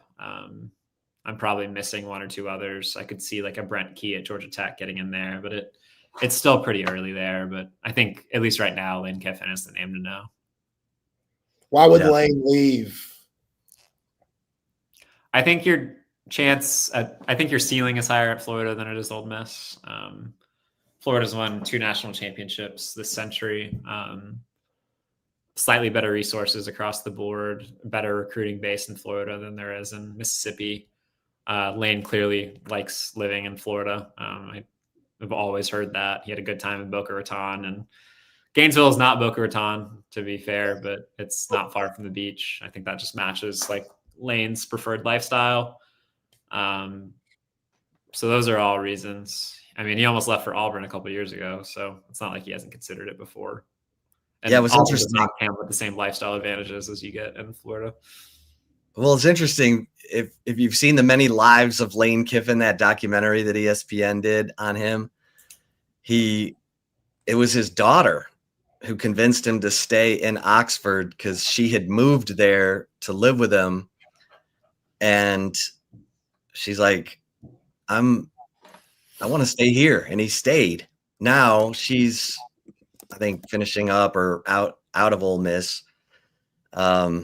He still has a younger son, but it'll be interesting because he's not drinking. He was drinking when he was at Florida Atlantic, or, he says he's not drinking. He does that hot yoga every morning. He posted that picture of him with the 2 honeys after some hot yoga right before the Georgia game, Hummer. He's such a funny dude. But yeah, I would recommend if people, it's on demand on ESPN. If you want to, the many lives of Lane Kiffin, I think they did a good job. Sarkisian's quoted in it a lot, obviously. But yeah, this coaching cycle is going to be bananas. What other games have your attention, Hummer? For college football overtime, what games are you going to have your eyes on? BYU, Iowa State in the Big 12 is a big one. BYU has to go to Iowa State. That's a difficult game for them. One of the two unbeatens left in conference play. In the Big 12, we'll see how that travels for them. South Florida, Memphis on Saturday is a huge game in the American. Not only are those two teams vying for a conference championship spot, but those are two head coaches that are vying for some of these big jobs this cycle. That's an important game. Northwestern Nebraska has my attention because Matt Rule needs to win some games if he wants a shot at Penn State, I think. And he had a pretty big dud in his first opportunity to do so against Minnesota. And Northwestern's won 4 straight, so that'll be an interesting one as well. Yeah. Who do you like to win the Big 12 right now? Still Texas Tech, but not as bullish as I was on that last week. But I still think Texas Tech's the best team in the league, especially when Baron Morton's healthy. Yo, Homer, don't sleep on my Bearcats, man. Oh, did you adopt the Bearcats? I love it. No, I was in Cincinnati a couple of weeks ago just because my sister-in-law lives there. So I just became a random fan, but they're playing some good ball right now. Well, I mean, the jersey behind you, like your jersey behind you looks a little like Cincinnati colors. That is true. That is true. Yeah. They're playing good ball, man. Like they're playing really good ball. They got to find a way to get some stops, but yeah, we'll see. Cincinnati's schedule gets a lot harder down the stretch, so we'll see what that looks like. But if they can figure out a way to go, like, what do they have? 5 games left? You go 4-1, you're probably playing for a Big 12 championship game. Hummer, you're the best. I just retweeted Hummer's column that he posted a few hours ago. It is Texas related, so check that out. You can also go to Hummer's Thank Twitter. our guy Trey Scott. Like he loves some Texas content. Yes, he does. Chris_Hummer is the social media handle. Hummer, appreciate it, man. Look forward to it every week. Let's do it again next week. Absolutely, guys. Talk next week. Go Mavs. Right. There he goes. Hole-in-one Hummer. Making it happen. What? Nah, just go Mavs, man. Go Mavs. Go Mavs. Somebody in the comment section said the Mavs are the 3rd best team in Texas. I really don't know who's the 3rd best team in Texas. Like, it is between the Mavs and the Spurs, but I don't know. We'll see. Spurs got a lot better though. All right, let's get a couple mentions in here, and then we'll get going towards the commentary. Hey, guys, my guys who are snoring, take advantage of this great partnership that we have right now with the Sleep Cycle Center in Austin, founded by Dr. Chad Denman, one of the foremost experts in sleep apnea. He's dedicated his life to treating sleep apnea because it killed his own father at the age of 60. And sleep apnea, for those of you who don't know, is a lack of oxygen while you're sleeping. So that's why you sound like a chainsaw and are annoying the person sleeping next to you to no end. I have sleep apnea, and I cannot recommend this highly enough. You go to sleepcyclecenters.com and tell them Texas Sports Unfiltered sent you, and they're going to take $100 off your sleep study. The sleep study is how they detect your level of sleep apnea. And Dr. Chad has the best technology to detect the level of sleep apnea and the best treatment options, including oral appliances like I have, a mouth guard that holds my lower jaw open while I sleep so that I get that oxygen and get deep sleep. I'm not waking up throughout the night.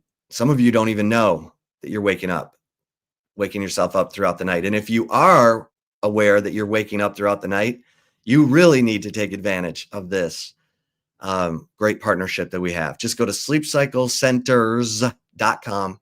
Tell them Texas Sports Unfiltered sent you, and they're going to take $100 off your sleep study. And hey, sometimes you just might be falling asleep to the TV, but maybe your big screen isn't big enough. So you go to audio visual consultations, baby. And look, Tom, this is what I love about Tom McKay, who's been owned and operated audio visual consultations the last 37 years in Austin. He's put 3 big screens and surround sound in 3 different houses for me in my 33 years here. He's not going to oversell you. Like I thought I needed a 100-inch screen. And he's like, no, not on that wall. So we went 85. Like he's just going to do what you need and what you want. And so just make the call, 255-8678. Here's the best thing. He's going to bring you the best price on big screens. And it's the best of the best. LG, Sonos surround sound. It's the best equipment. He's going to give you the best price, and he's going to hang it like a museum piece of art.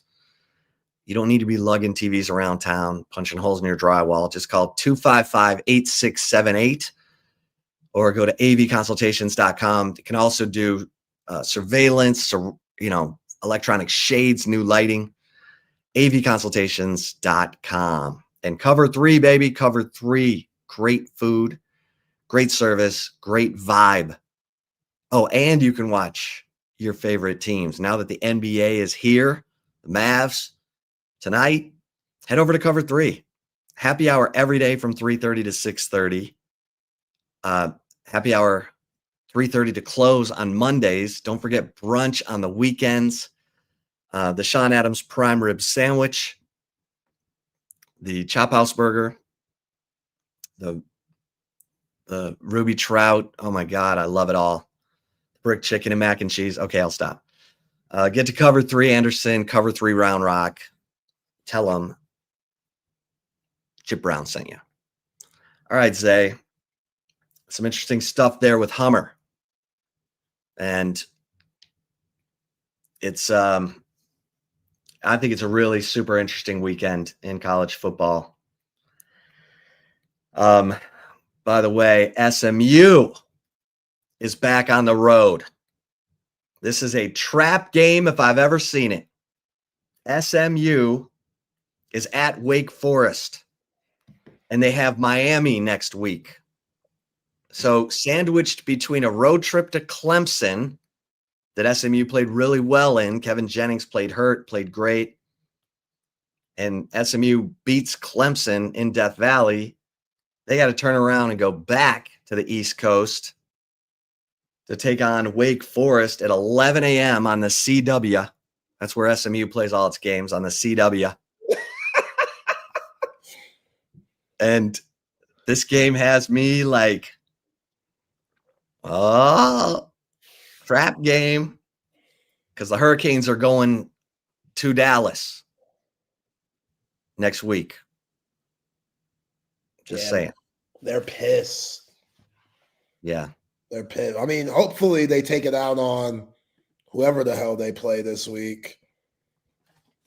But, yeah, they play Stanford. They're going to beat the crap out of Stanford. So hopefully they get all that anger out and they don't leave any towards y'all. So. Thank you. Yeah, for sure. You're welcome. Just trying to be positive here, Right. It could get ugly. What do you mean? It could get ugly. What you telling me? Sometimes just a team just rises up after they realize, oh, we can be beat. We're not as good as we thought. Okay. Well, we got to level up. We got to go back to the drawing board. That might have been what happened. So, well, we'll see. I mean, Wake Forest is 4-2. They're kind of sneaking around the chicken coop. They lost to Georgia Tech by 1 point. I don't know. We'll see. But how about this? Logan Parr, former Longhorn offensive lineman, is rated as the third best pass blocker in the country right now by Pro Football Focus. Oh, that's nice. Logan Parr. That's real nice. He was here. He was playing for Texas. Thank you. Thank you for clearing that up. All right. So Luis is asking why I went to SMU. I tried to walk on to play tennis there. They were number 1 in the country, so it didn't go well. But I also wanted to get out of Michigan and see another part of the country, and had no idea how hot it was down in Texas. But no, so glad I went to SMU. It was a great experience. All the guys on the tennis team were awesome. And Chris Everett's younger sister, Claire, was on the women's team. She and I became really good friends. And yeah, it was fun. It was a good experience. So what do you mean it didn't go well? You're just walking on. Yeah, but number 1 in the nation. You're a state champ. I know, but I thought I was gonna so Dennis Ralston would throw all the walk-ons into a draw and then say whoever won the tournament, the walk-on tournament, was the walk-on. That was how he did it. Oh, just one? Yeah. Damn. And so I didn't win it my my freshman year, and then my sophomore year, I got to the finals, and the guy who beat me ended up, deciding he didn't want to be the walk-on because he had other stuff going on. And so I kind of defaulted my way in there. And then my dad's like, "What are you doing? I'm paying for all this." And I'm like, so I decided to cover the team. And that was fun. That was fun. I still got to be around the guys, and Wait, Pops would have let you play? He did, but he was being a pill about it. Yeah. Pops, because I did have some opportunities. Like I had financial aid opportunities to play tennis at Kalamazoo College and the Redlands and Wash U in St. Louis, and it's complicated. My dad was never super supportive of the tennis, but hey, that's the way it goes. Like I was the kid who had to get rides to every tournament with everyone else's parents. Like I was that kid sitting in the back of the station wagon with, the other families going to the tournament, but it's all right. That's all right. It's all right. Oh, shoot, man. Cece was opposite. Cece had me everywhere trying to find me anyone that's willing to give me a scholarship. Seminole, Oklahoma, Jacksonville, Texas. Probably be on Jacksonville State Junior College. And somehow settled with Paris Junior College, where I was coached by one of the worst human beings in the history of existence. Say the name. Tom Schubert. Tom Schubert. Church store. Dirty mother lover. Just got kicked out of UT Pan American, now UT Rio Grande Valley, because the dude shadiness. You're only allowed to practice a certain amount of time, Tom. Tom didn't care about that. Let me run these kids ragged. Let me just run them to the ground. Screw that. Screw what the NCAA thinks and their rules. Nobody cares about the NCAA. They don't know what they're talking about. So I'll go to the JUCO level where they're not paying attention to those things. The NCAA cared about what SMU was doing. They definitely cared about SMU. So was I there during Pony Excess? I had 2 years of football. I was there for the death penalty in 87. So I got football for my first 2 years, and then the death penalty came down, and our homecoming was at soccer. the next 2 years. Wow. Because they got banned in the 88 season, and they were only going to be allowed to play road games in 89, so they just canceled that season. So SMU's 2 years without football, the death penalty ban happened while I was there. That's crazy. Yeah, soccer homecoming, that's janky, man. Oh, that was janky. That's some kind of janky. For sure. Right there, that we'll call that the right call. What? We're making that the right call? Yeah, a lot for the right call. You mean the chip shot? You mean the chip shot? The chip shot. Okay, all right. The chip shot. I know, a little SMU conversation for the chip shot. Never hurt anybody. Never hurt nobody. I'm good with it. Let's hope they got a little something for Wake Forest this week. We'll see. And you said that's in North Carolina? Yeah, it's in Salem. Winston-Salem. Right. SMU has not, I shouldn't even say it. Nope, say it. They haven't lost an ACC game since they joined the league. That means they're due. All right, let's get to the right call. Appreciate you, man. Before that, though, shout out to Covert BK. Hey, man, y'all got beat up car, beat up Pinto. It's got all these miles on it. You're putting so much money into it. You're always working on it. Anytime you go on the road, you're holding your breath that this isn't the moment that car breaks down. Stop it. Get out of that type of mindset. Go to Covert Bee Cave and let those guys hook you up. New or pre-owned, it doesn't matter. They will find a vehicle that fits you, that fits your family. And hey, it might be someone in your family that just got their license, or wifey needs a new car, or hey, doesn't matter. They will take care of you. Crossover, SUV, truck, regular old car, doesn't matter. Buick, GMC, Ram, Jeep, Dodge, Chrysler, Cadillac, 7 terrific brands to choose from. And they're like, Jose, how do you know that they're so good? Well, because wifey and I are Covert BK people ourselves. Got our Buick Encore GX there. I just washed it today. So it's clean, ready. Wifey coming back from out of town. She gonna see it. She gonna be happy. And hey, happy wife, happy life. Y'all know the story. So if you want to get like me, go to covertbcave.com. See all the latest specials and inventory and see what they got to offer. Shout out to Daniel, Marcus, Jerome, the crew at Covert Bee Cave. Hospitality is always good. No sleazy car salesman. No vibes to where you feel pressure into buying something that just doesn't work for you. Nobody beats a Covert deal. Not now, not ever. All right, Chip. Well, got to start extra petty for the right call today.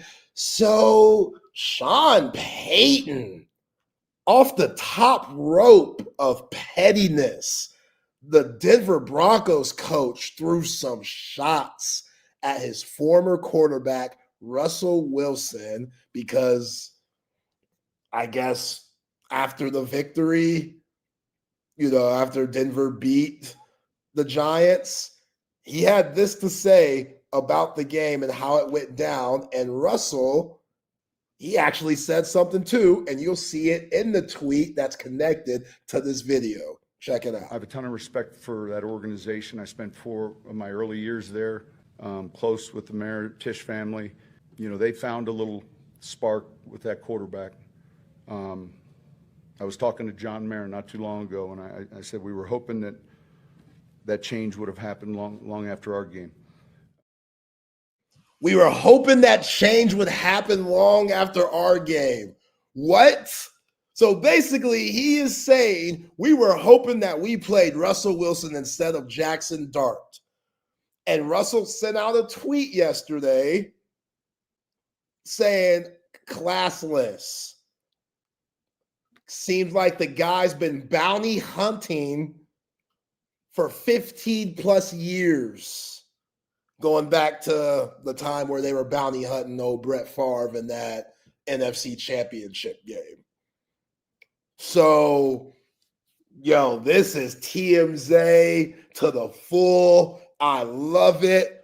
Russell, you stole money from us. If I'm Sean Payton, that's how I'm looking at it. We got you. You bamboozled us like you've done a lot of teams in the league because we've talked about it, Chip. How authentic is Russell Wilson? That's been questioned for years. Even during the time where he was on top of the mountain in the Pacific Northwest, it was always coming back. His teammates don't get along with him. Marshawn Lynch saying that he don't even have his phone number. Richard Sherman saying, yeah, this guy, what y'all see and what happens behind closed doors, night and day. He is not the same person that the narrative has put him out to be, which is that great football player. It's all about ball, a little quirky, but he's a great teammate and great person. I don't know about all that. And Sean Payton, sorry, Russ, you screwed us over. You stole money from us, and you weren't very good. So, yeah, if I'm Sean Payton, of course I would want the worst quarterback in that game. Jackson Dart's the better quarterback. So let him know. I appreciate that. Sean Payton, that was petty. that was petty. Well, so the dispute between Wilson and the Broncos, there was like a central issue was that he would be benched if he didn't waive certain guarantees. And Wilson said, I'm not waiving bleep. And so they had to pay him $85 million to get rid of him. Yeah, stole money. Yeah, the right thing would have been you're right, guys. I'm not very good. I bamboozled y'all. Let me give y'all this money back because I didn't show that I deserve the money with my play on the field. Russell said, who cares if I'm bad? I'm taking this money anyway. Sierra need a new pair of shoes. Y'all gonna tell Sierra she can't get these shoes? Shit, I ain't gonna do that. So I'm taking this extra money. Sean Payton's like, Sierra has enough shoes. And I feel you, Sean Payton. So throw him under the bus.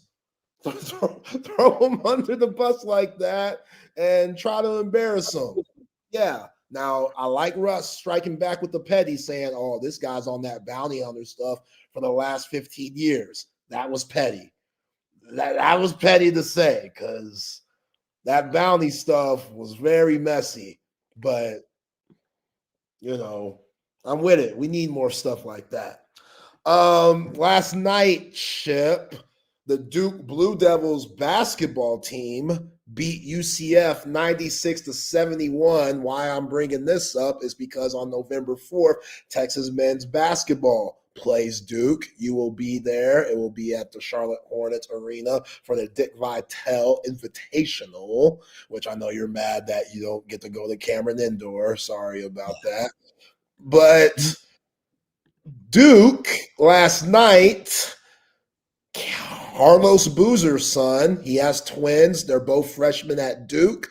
One's a guard, Caden Boozer, and one's a big, more of the physique like Carlos, Cameron Boozer. Cameron Boozer had 33 points last night. Cameron Boozer went 12 for 19 from the field, hit 4 threes, and he's one of the new hot freshmen that Duke always gets each year in and year out. This dude could ball, man. Like, he's physical. He doesn't look like a freshman. Like, he could shoot it. He's good. Man. So, yeah, I'm sure Sean Miller is cracking down the film for this game early. But if you want to beat Duke on November 4th, Texas basketball, you better stop Boozer, number 12. It's interesting because Carlos Boozer, he was never a shooter. He was a solid mid-range guy for those Bulls teams. During his Duke days, he was more of just the old school five. They had guys like Shane Battier and Jay Williams and Dunleavy around him to stretch the floor and do things skill-wise. But the son, Cameron Boozer, he looks like Battier. That's who he reminds me of. He looks like Shane Battier when Battier was at Duke. Really good defender, versatile as hell, light-skinned brother. So, it's Duke. Like, they don't rebuild, they just regroup. So that's going to be a hell of a game. They're highly ranked per usual. And yeah. Does he have the same, the Sharpay wrinkles in his head that Battier had? Nah, he's got a fro. Okay. Oh, you don't see the bald headness that Battier had. So Duke's going to be a monster. Yeah, I don't think they're going to be as good as last year. All I really this was a scrimmage that they had with? It was like an exhibition game. Okay. So it wasn't a scrimmage. Like it looked like a game. It was played like fans could watch it. Yeah, fans were there and stuff. It's just I don't think it's going to go down in the record books. Like I don't think. So is one Boozer twin way better than the other? Yes. Yeah, okay. They're both good, but they're not the same height or weight. Like the bigger Boozer, Cameron, he's the one that's probably going to be one and done. The other one might be there for all 4 years, and he's a guard. So the other one was a top 25 player, Caden, while Cameron Boozer was like a top 2 player in this 2025 class. So, yeah. It's like Marcus and Markeith Morris. Something like that. But those guys are identical. Like they're the same size. They look the same. These two, they don't look the same. Okay. Okay, so this is weird, and a lot of folks are having an issue with it. London Johnson is a guard that will be playing for Louisville this year. He has 2 years remaining of eligibility. Reason is because he came from the G League. He played for that G League Ignite team. And you're wondering probably, how is this possible? So apparently the NCAA has a new rule where they've loosened up just the rules in general of amateur athletics. And for players that haven't played college basketball before, can play in the G League, but not the NBA. So since it's the G League, it's okay. The guy could go back to college because we don't count the G League as a real thing, basically. So I don't know. Tom Izzo has a huge problem. Well, hell, get Greg Brown III back here. Yeah, he's played some games in the league, though. Oh. Yeah, you can't play any games in the NBA. Like, not one. It all has to be G League. You said get Greg Brown up. I don't know where Greg Brown's at. I hope he's doing well because he's a huge what if in Texas basketball history. But yeah, Tom Izzo had a huge issue with it. Like says disgrace to the game, shouldn't be allowed, this, that, and the third. I don't know. It seems a bit much. Like why, if you're in the G League, you're already almost there. So I feel like it's going backwards in a way, but hey, whatever. Like Diego Pavia has about 9 years of eligibility. What's wrong with this kid wanting to play some college basketball? By the way, Greg Brown is playing for the Calgary Surge of the Canadian Elite Basketball League. So brutal. Canada? At least go to Europe. Canada? I mean, he's trying to be close. He's trying to stay close to the States, but yeah, once you go to Canada, that's probably saying that's it. I don't know if he can get back to the NBA. I hear the brothers up there are like unicorns. You know what I mean? The ladies love the brothers up there. All right, it's 4:00. Oh, okay. Let's bring in the fellas. Should we bring? Should we get with Mike Kabongo back in Texas for one more year? He never played in the NBA. Yeah. Mike Kabongo back. Yeah. Let's bring a ball back. Yeah. He also played in Mexico City the year before. So he's gone south and north of the border. Greg Brown has. Yeah, wasn't he on the Mexico City G League team? The Mexico City Capitans. I shouldn't laugh. These guys, they're still trying to. They're trying to live the dream, man. Their dream, their passion. I can't. Hey, but you know why the NCAA did that? Because when you put 400 teams in the tournament, you have to have some talent somewhere. So let everyone come back because you got to have some talent when you have 9,000 teams in the tournament. I hope they don't do that. But that's the reason they want more people. They want more talent because right now there's a lack of talent. Yeah. Like you're getting one and dones, and there's just not enough talent to go around in the tournament. And you're like trying to make stuff up on a lot of these teams. There's not enough good players. You're like, players. Let the best players come back and play for us for a year. Yeah, we are in the Wild West, baby. It's crazy. By the way, Satan has now said he was not taking a shot at Russell.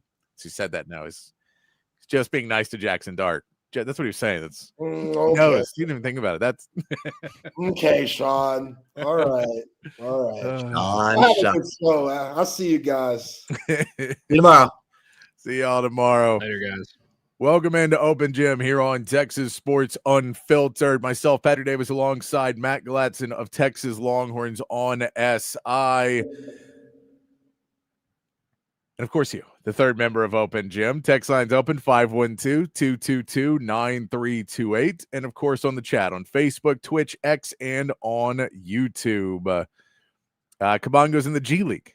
Player coach. He's a player coach. Maybe a little late for my Kabongo then. He is a player coach. What's up, CB? He needs a better point guard, Patrick. We'll see how the point guard position is this year. They're going to try and run a ton more this season as well. What's up, Roy? It's going to be interesting to see what they try and do this year. They're going to try and be a lot faster. But I mean, again, you see the teams that do that well is like Indiana with Tyrese Halliburton, having a guy who's really good at getting the ball and then getting it down the court without turning it over. And I don't know if they have that guy on this team. I mean, they're going to try and find it. And if it doesn't work, I don't think Sean Miller's necessarily going to slam his head in the wall. I think he'll just keep trying to do it, but try and find something else that works a little bit better. But we'll see. I feel pretty good about it. I believe in Sean Miller. I think Jordan Pope would be able to move the ball down the floor. And what's the kid's name that transferred from St. John's? Oh, Wilcher. Simeon Wilcher. Yeah, he's a good player. They'll figure it out. I mean, it's just like that's a really hard style of basketball to not turn it over a lot. You know what I like in this too, Patrick? Yeah. Have you ever watched Ted Lasso? No.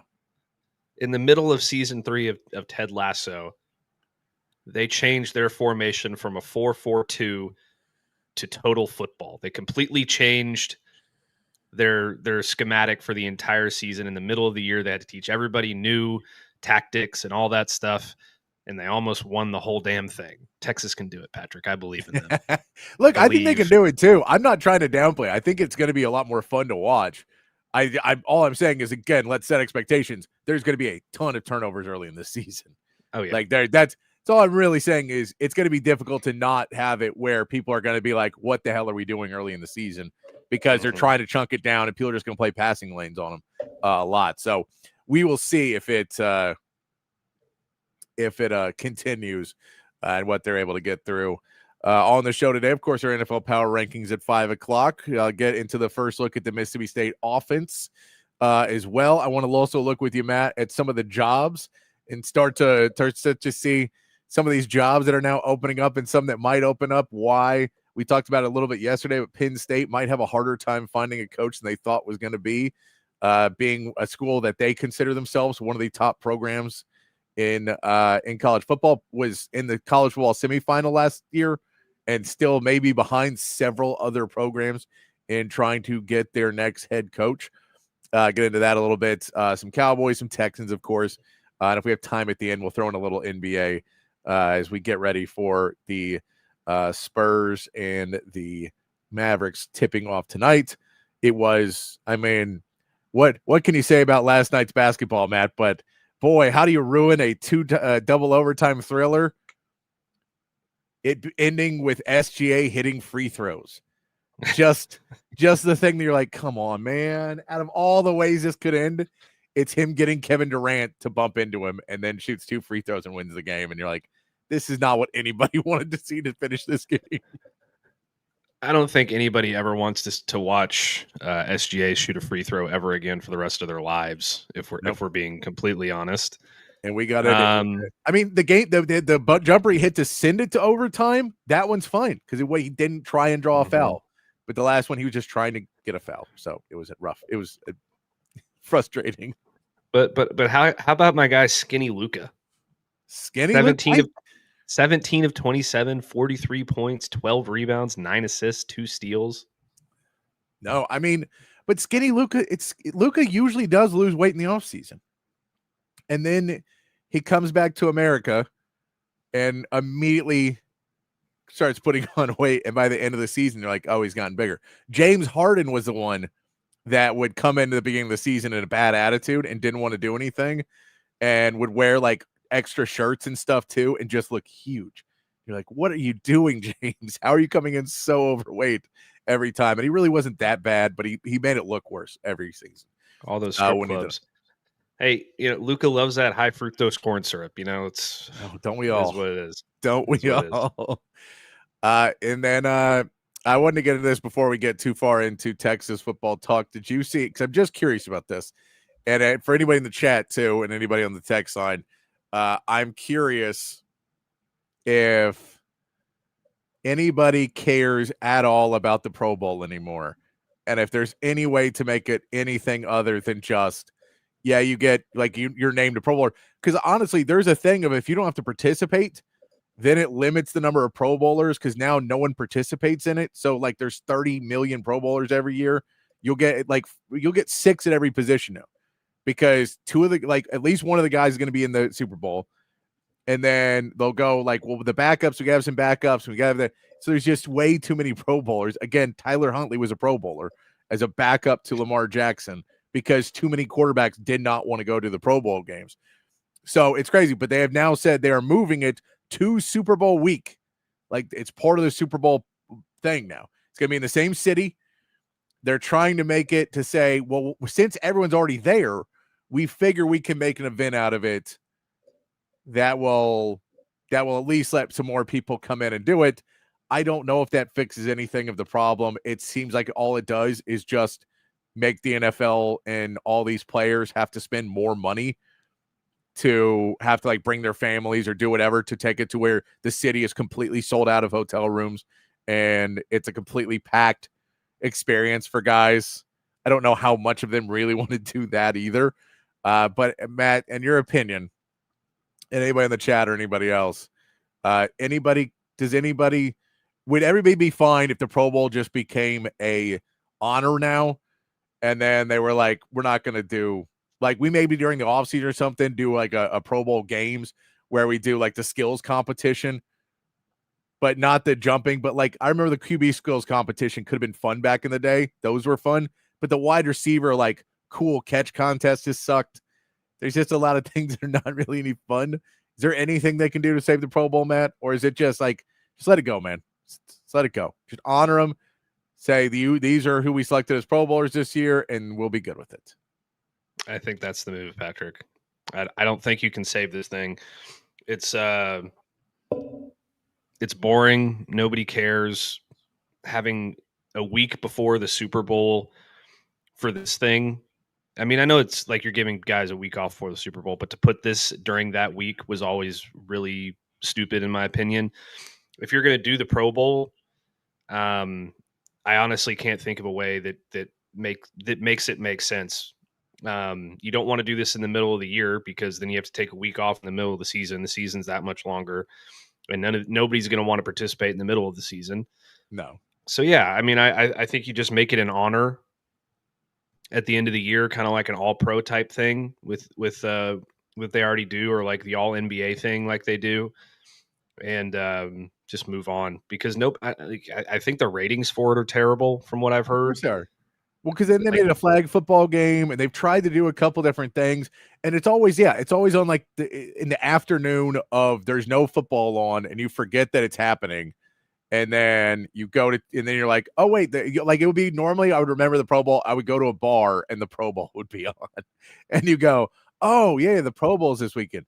But for the guys too, like it used to be a trip to Hawaii back when the players did not make as much money as they make now, and back when it wasn't as big of a sport. And you go, okay, the players will go get a trip to Hawaii after the season, and that was the benefit of it. And they all hang out together and it's fun. But now you're like, first of all, they all own their private jets. They all fly private. They all can go to any island vacation they want to go to. They can all do whatever they want to do. And when their season's over, they don't want to keep doing the season. Like that's, hey, you know, you lost a few weeks ago. Come over and hang out with everybody. I'm good. Call me. Like I'm still going to train and do my other stuff, but I'm good not being involved with the team for a while. So it never made sense to do it at the end of the season. All-star games are not great in the middle of a season, but that's the only time you can really do it. And for football, it's too much of a contact sport, so no one's going to want to do it. I thought skills competitions is a better idea, but there's not really skills competitions for most positions. I mean, you could have a sick pass pro contest between some of these left tackles, just their technique getting back, you know? Yeah, there's nothing you can really do, man. Like the only fun skills competition you can do in the NFL is quarterback based. Yeah, exactly. And it's like, if you want to save it and you want to have a game, pay everybody that's playing it at $500,000. But even that, they don't like. Do you think Aaron Rodgers, if he gives a crap out of $500,000 at this point to go be around a bunch of people? No, but at least there's an incentive. Like, I don't know what the incentive is now other than come be a Pro Bowler. Yay. Yeah. You know? I don't know. I mean, I'm sure they pay him something, but you know, make it worth their while. Maybe they'll take I'm it sure seriously. I'm sure the incentive is now, like, if you have an endorsement deal or whatever else, they're like, yeah, go be on TV more wearing our things or doing whatever else. But here the dog, yeah, they do flag football now, I believe, right? They've done like skills competitions and flag football, but I don't. It's normally the only time I see it is if it's on when I get to a bar or something. When I'm like, oh, it's a week that I don't watch football because I don't watch. You know, it's like there's no football that week. College is over. It's a week before the Super Bowl, so now your weekends are kind of coming back to where you can do really fun things like sit at a bar, sit in a dark bar with a TV with your friend, and then they'll be like the Pro Bowl is on. You're like, oh, that's right, the Pro Bowl was this weekend. Turn the volume down. Let's play some music. I don't care to hear this. So I was just curious, Matt, if everybody was on the same page as I was, that when they announced that today, I was like, is that we still trying to make that a thing? Still trying to do that? I get it's like, if you've ever worked for any company ever who does anything in entertainment, then you will sit in meetings where they pitch you like, we need to find more ways to sell sponsorships. So, it'll be the Mercedes-Benz Pro Bowl presented by Allstate or whatever it'll be. And those things are like, we need to be able to sell that. So keep doing stuff like that. And you're like, just name the names off. We don't have to have, but I think they like having, and then we have the, McDonald's timeout and go over here. And it's like, they just wanted as many opportunities to try and sell something. The NFL is going to do it. So it's never going to go away, but I think they just need to find a way to go, all right, no position but quarterbacks need to show up. Quarterbacks, you have to show up because you make the most money. You're really the most identifiable players on your teams, most likely. You're the people that people talk about more than anything, and you guys will do a skills competition to make everybody happy. But the rest of you have a good time. You offensive linemen, you've done enough. You've done enough this season. You don't need to come in and do this anymore because no one cares. Like, there's nothing you can do that's not. And defense, what are you going to do in defense that's not wildly violent? Nothing. No. So, hey, let's have a boxing all-star game, or a UFC all-star game and just beat the crap out of each other. Oh, wait, that's what we do every day. That's what we do. That's what we do every day. Showcase our skills. Yeah. So, silliness, but I saw that today and was like, really? We're still going to try. We're going to keep pretending. We're going to keep pretending we can save it until eventually they go, no one watched. Nobody. We just did it to nobody in an empty room. We did it. Matt, let's get into our opponent this week, Mississippi State. Let's get into a Mississippi State team that has at least put up fights this season a couple of times. A team that, has their defense has been okay. Their offense has shown times that they fight. They put up 34 points against Tennessee in an overtime game that they lost. They put up 21 points against Florida. They put up 38 points against Northern Illinois, 63 points against Alcorn State. They win against Arizona State early, 24 points there, and 34 points against Southern Miss to begin the season. So they have been able to put up points in different places. And looking more at this roster, looking more at what they do, this is a heavy RPO-based offense that really wants to run the football and then break big plays. Jeff Lebby may have more of a hard-on for explosive plays than Steve Sarkisian, and that's saying something because Sark loves explosive plays. Mm-hmm. Jeff Lebby is in love with explosive plays. His team completely thrives or dies in explosive plays. If you look at the A&M game where they only put up 9 points in that game against A&M 2 weeks ago, the big piece of that was they really didn't allow a bunch. They still had a couple, but they did not allow a huge amount of explosive plays. And that right now is kind of Mississippi State's thing. If you let them run on you, they'll get some points. So you want to be able to stop the run, but you cannot let, and the name that we all know, Brennan Thompson, get over the top of you. Because Brennan Thompson has turned into their number one explosive play guy, averaging 18.4 yards per catch. He is a big play threat on those RPOs if they can get you to draw you in like it's a run play and shoot it over the top. And now for Texas, you have your safety, your starting safety, who's an all-pro, all-American, somebody that you really like. He will be out for this game. This is a big game for the safeties for Texas to not allow those plays. Big game for the DBs to stay on their guys. But this offense for Mississippi State, Matt, really, really lives and dies by those explosive plays. Yeah, and they like to run the football when their running back's healthy. Yeah. I don't believe he's going to be healthy. Last I heard for this game, I believe Jeff Lebby called it a long shot for Fluff Bothwell to play in this football game. If he does, then they have a better shot. But, yeah, I mean, he comes from the Art Briles school of offense. He loves his explosive plays. He was the offensive coordinator at Ole Miss for a couple years under Lane Kiffin when Lane Kiffin first started in Oxford. And he had his first year there, he had a receiver average 25.1 yards per catch. He had one of his tight ends averaged 19.4 yards per catch. Another receiver averaged 16.7 yards per catch.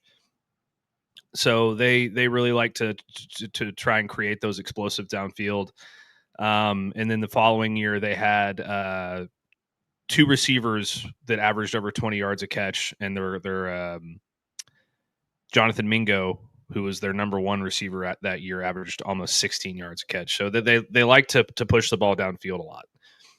But I feel like it's not always just deep shots that they're taking either. They like to try and get guys in space and create explosives, kind of in the same way that Steve Sarkisian can create explosives from time to time on just creating space with the other receivers that with the routes that they're running and things like that. But it's kind of like the 3-point shot in the NBA. You live by it and you die by it. If you're not hitting your explosive plays, then you're going to have a hard time. That's kind of what happened against Texas A&M. They only put up 9 points in that game, and it's because they couldn't really hit any explosives downfield, and got after them in the pass rush with Cassius Howell and some other guys. So Texas should be able to do that. Michael Taaffe not being back there is going to play a role.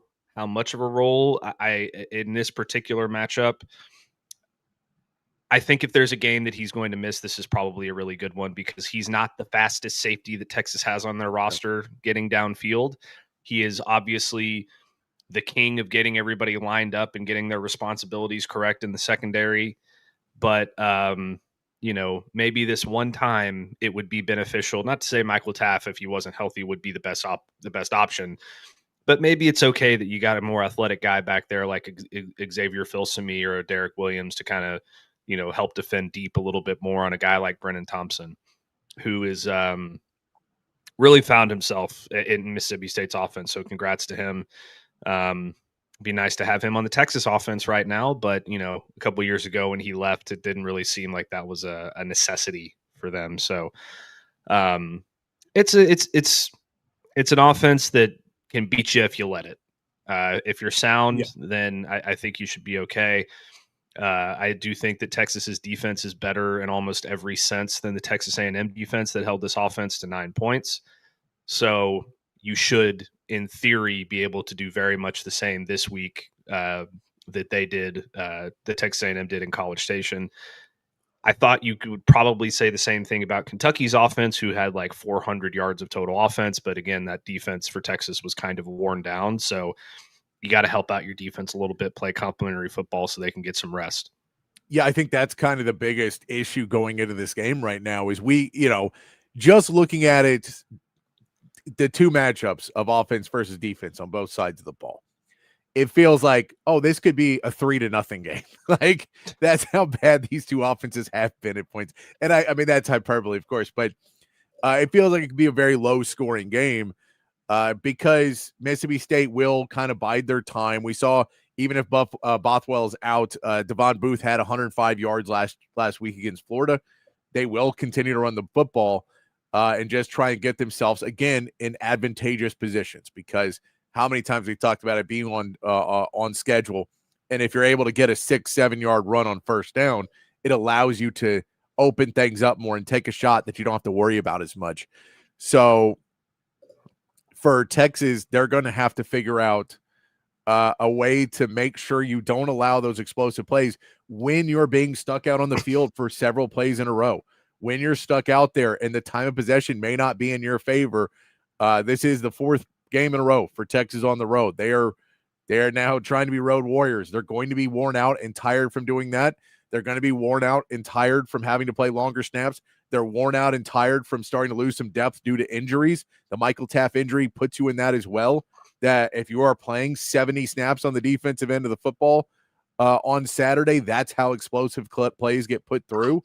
So for Texas, I think you want to get off the field as quickly as you can, and that defending the line of scrimmage, especially if Bothwell's out, and not letting them get into those positions is going to be big. And once again, I think we could see PK look at this game as an opportunity to maybe play more conservatively. Do not allow the big play over the top, so maybe don't go at it.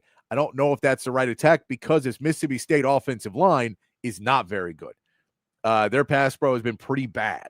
So I believe they've allowed 14 sacks in the 3 SEC games they have already had, and they're somebody you can come after. So Texas is going to need to still be aggressive. You have to trust your defense that they will stay in their rushing lanes and not allow Blake Shapen to get extra time to get, Anthony Evans or Brennan Thompson open downfield. But I think you still have to be aggressive in this game. Get your defense riled up. Get them ready to go because this could be a slog of a game. And the more you can push Blake Shapen into maybe making a mistake and maybe turning the ball over, trying to chunk one big downfield where he doesn't see a safety coming over, or maybe you go back there and get him to get a sack fumble. I know you won't fall on it because Texas can't recover a fumble, but, at least you get him to put it in his mind. I think those are the things you have to still try and be aggressive because you cannot allow a team to come to play here on your last road game, the one where everybody's worn down, they're really ready to get back and play at home next week. You cannot allow this team to build up the confidence that you're not coming after them. Build up that rhythm and be able to feel it stepping into one of those passes. Be in it that this wide receiver core feels like they're starting to get a push off on your wide receivers because they're playing a step back, and all they got to do is get one good block, and they're going to go for 35, 40 yards. I think you still have to be very aggressive in this game and try and limit those opportunities by telling them we're going to try and make explosive plays going the other way on you defensively and make big plays where we get a turnover or where, we put you in a 4th and 27 in those types of situations that we've seen Texas put teams in before. I think that's really going to be important this week. And I don't like the fact that I believe this could be a game where they maybe sit back a little bit more. I think they'll blitz a little bit, but I don't know if they're going to come with the amount of pressure I'd like them to. This is why I said a couple weeks ago that I don't think that Texas should change their aggression, whatever you want to call it, from the Oklahoma game where they were just getting after John Mateer in various different ways. They were bringing blitzes. They were stunting. They were doing all kinds of stuff to confuse that offensive line. I think you have to do the same thing here, and I think you have to do the same thing for the rest of the season. I don't care who you're playing, because I don't think you have the luxury of sitting back and, in coverage and just trying to get them to make a mistake based on your coverage, because you don't have your best secondary player back there to help direct traffic and to show up in the right spots at the right time. I'm looking at the SEC sack numbers in terms of sacks allowed this season, and I would have expected Texas to be a little lower on that list. I'm going to be real honest. I didn't think that they would be tied with Alabama allowing 13 sacks this season. I thought it'd be more like 50, but it's obviously Arch has done a pretty good job at not getting sacked when he has an opportunity to escape. But Mississippi State has allowed 7 more sacks than Texas. They have 20 sacks allowed through 7 games.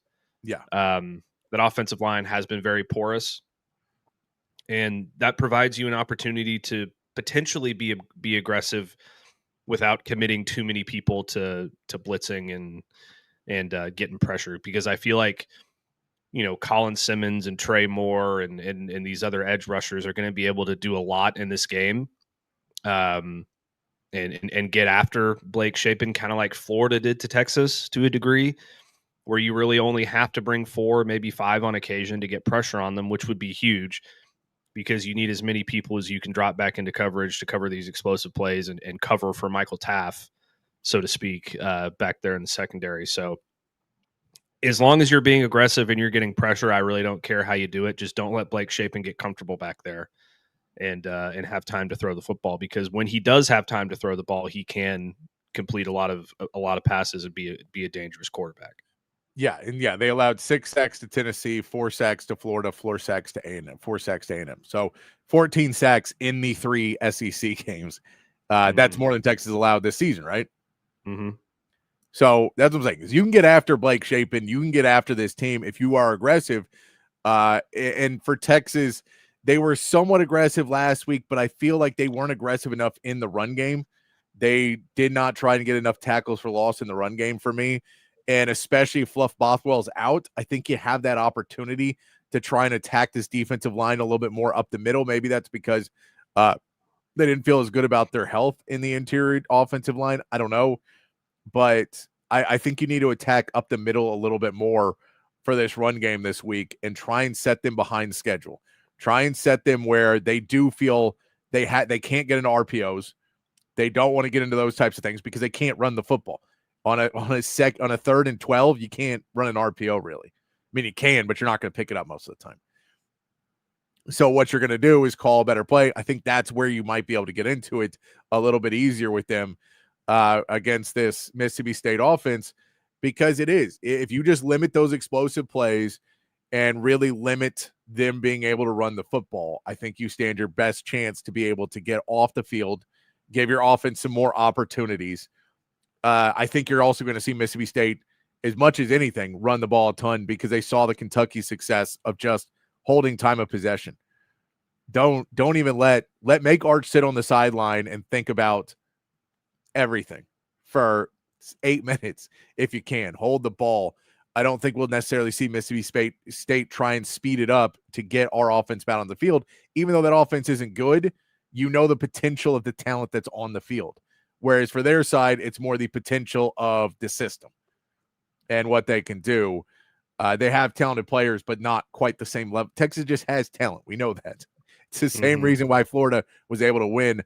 I do think that we have to talk about, and we heard the dog. I agree with you. What the hell happened to all gas, no brakes? All gas, no brakes was a not the sign that we thought it was going to be at all times. But again, you have to get your team ready to go. We saw after the Oklahoma game that they looked flat again. This is, again, 4th game on the road. And I know I didn't think it was going to be as bad, but when you start hearing about, well, our plane got back at 3 o'clock, 4 o'clock in the morning, and then we're trying to get up and go again at 8 o'clock in the morning, and we're trying to stay on track because we're not playing good enough football, it just wears on you a little bit. It wears on you, and especially when you're going to some of these places where the fans are there, but it's not a big-time atmosphere. It's not, you're not playing on College game day or the Oklahoma game where the atmosphere is huge. These Kentucky and Mississippi State aren't atmosphere places where you really feel it going in. You can kind of get hyped up in your own brain.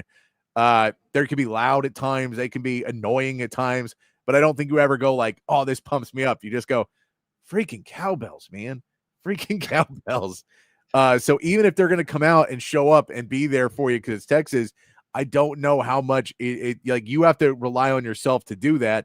And I think that's a better game plan on the defensive end of the ball to try and set the tone earlier to not allow Mississippi State to control the clock as much as they do. Now, partially that's got to be on the other side of the football too. We'll get into that more tomorrow when we talk more about the Texas offense and the Mississippi State defense. But I think just once again, you have to attack. You have to attack if you're PK in this game. Their offensive line is vulnerable. They're going to have some injuries in the running back room, we believe. So you're going to be able to go in there. And if you allow Boot, or if you allow, what's his name? Devon. I Booth. forgot his name. Booth, yeah. If you let him just run over you and run for 4 and 5 yards a carry, they're going to control the clock all game long. But if you can slow him down and hit him for a loss every once in a while and knock them out, you'll be able to get the ball more on offense. It'll be much easier for you. Well, first of all, the Mississippi State atmosphere. I'm not going to get into the cowbell thing. Talk about that for an hour, about how stupid it is and how trashy it is and how redneck it is and all these different things. But what I will say is it can get a little squirrely there. If that crowd really gets into it, it can be difficult. They stop caring about the cowbell, regulations where they're not allowed to do it at certain time. I mean, they don't really care anyway, but they can get really into it. That place can get really, really loud and really squirrely. I feel like it has to be against Ole Miss for the most part for that to happen, because very much like Arkansas hates Texas more than they like themselves, Mississippi State hates Ole Miss more than they like themselves. I don't think that's necessarily going to be the case, especially if you come out and you're able to hit them in the mouth early with a big defensive play or a big offensive explosive play or something like that. You'll be able to take them out of the game fairly easily and fairly quickly. In terms of, all gas, no breaks on defense, Texas has 10 sacks in the last 2 games. They do. So they're starting to turn up the heat a little bit. They have 15 sacks in the last 4 games. They didn't get a sack against Florida. They had 5 against Sam Houston. They had 5 each of the last 2 weeks. So they're starting to do that a little bit more. I feel like you really need to get a turnover early in this game to kind of take the crowd out of it. However that happens, I really hope there's not a ball that gets onto the ground, because Texas isn't going to fall on it. So you need to try and force an errant throw or an interception or something like that. And what better way to do that than to create pressure? One thing you cannot afford to do in this football game, in my opinion, is, like you said, let them control the clock, because if this turns into a situation that it was like Kentucky, where they're running the football at a decent clip and they're getting chunk plays and they're bending your defense, then at a certain point, I feel like that defense is going to break, because they have a higher potential explosive play capability than Kentucky does. So that could be an issue. I will also say that I don't think that they're capable of protecting in pass protection or blocking up front and run protection the same way that Kentucky is. So I think that your defense has a lot more of an opportunity, like it did against Oklahoma, to really get some penetration and stop things quickly against this offense and bury them early and often. So it will be incumbent upon your offense to. I'm not going to sit here and say that this offense needs to hit explosive plays and do all these different things to be crazy. And I know we're going to get into the offense tomorrow, but your defense needs to put your offense in a position where they have short fields and where you're winning the field position game. So even if you're holding them to field goals or whatever, that I don't think that that's necessarily going to cut it, in my opinion, because this offense needs a short field to operate. So you need to get them off the field in 3 and outs. You need to keep them from crossing the 50 as often as you possibly can, so that your offense has a better opportunity to get points on the board, whether it's a long field goal or, God forbid, a 50-yard pass to Ryan Wingo. So this is the defense's game to win, and I think that they're capable of winning it. Like I said, the offense just needs to play complementary football, but if you can put them in a position where they're not backed up on their own 10-yard line or 20-yard line for the majority of the game, I think you're going to have a lot more of an opportunity to be successful. Yeah, I mean, that's really good. I mean, we saw last week to Sark punt the ball in certain situations to try and win the field position battle and try and push that and go, maybe if we can get something good going here, we can get the ball back at the 50. And if we're at the 50, maybe we can get something going, because then we only got to get 2 first downs and we could score pretty easily.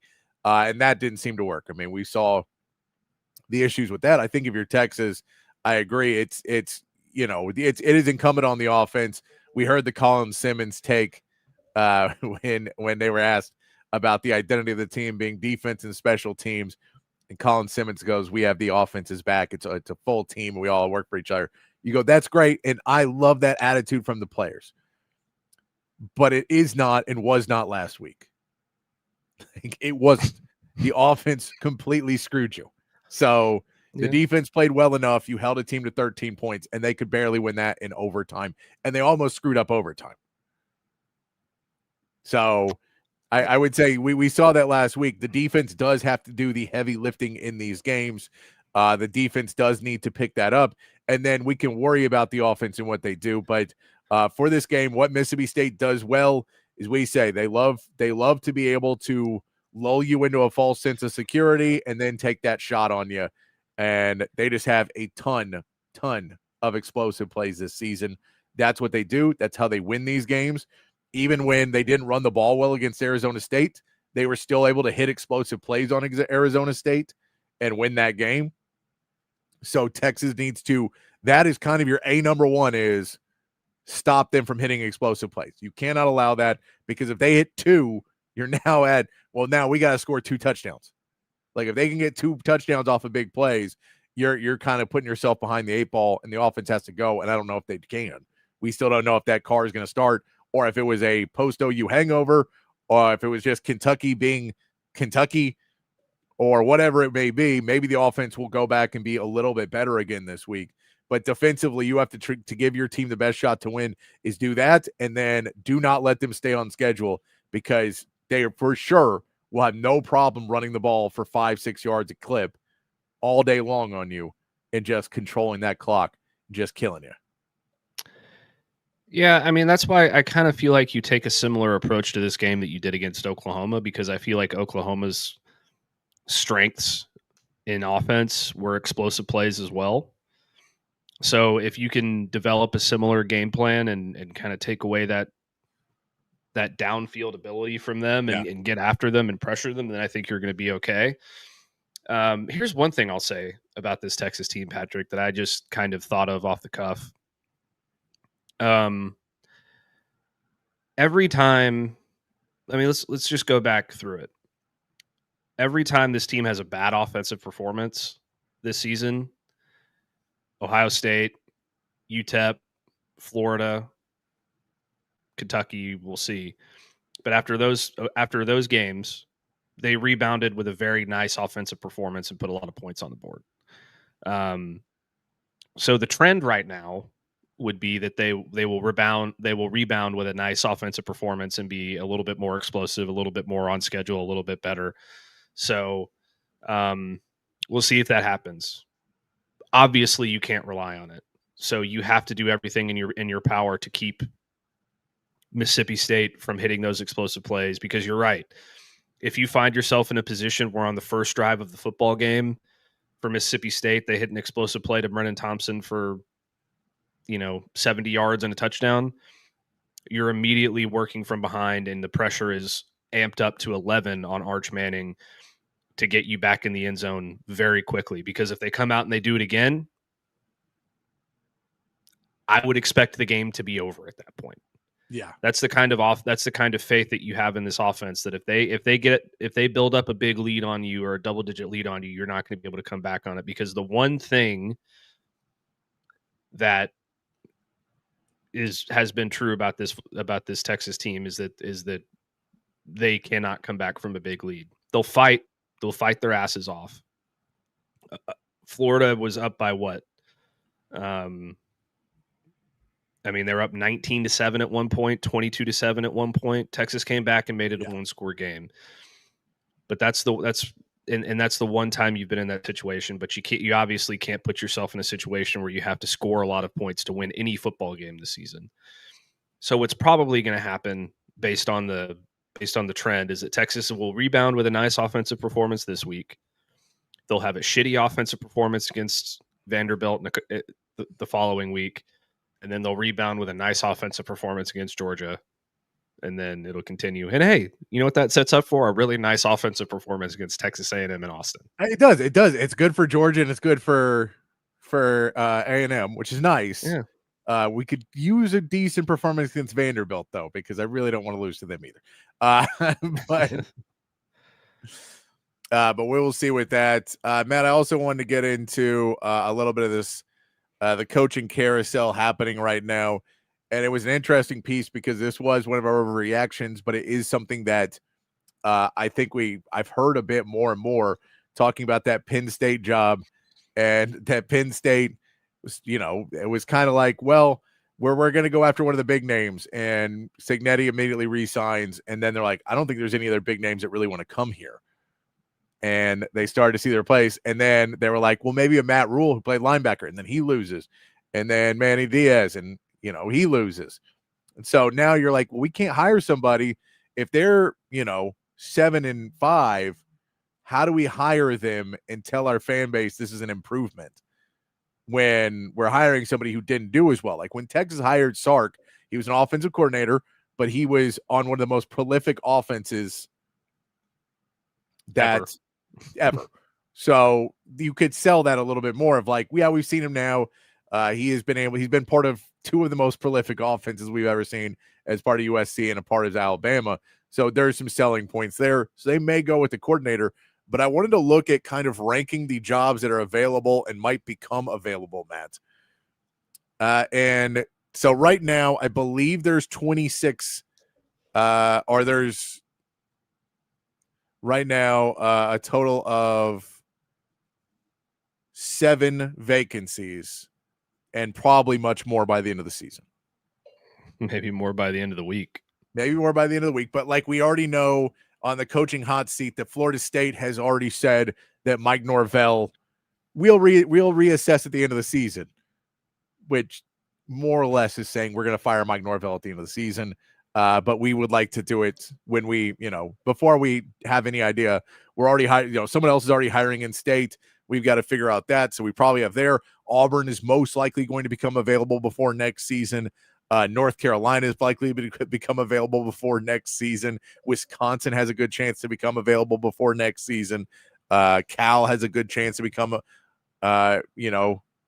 before next season as well. So a lot of schools, but these schools that are currently out there include Arkansas, Oklahoma State, Virginia Tech, UCLA, Stanford, Penn State, and Florida.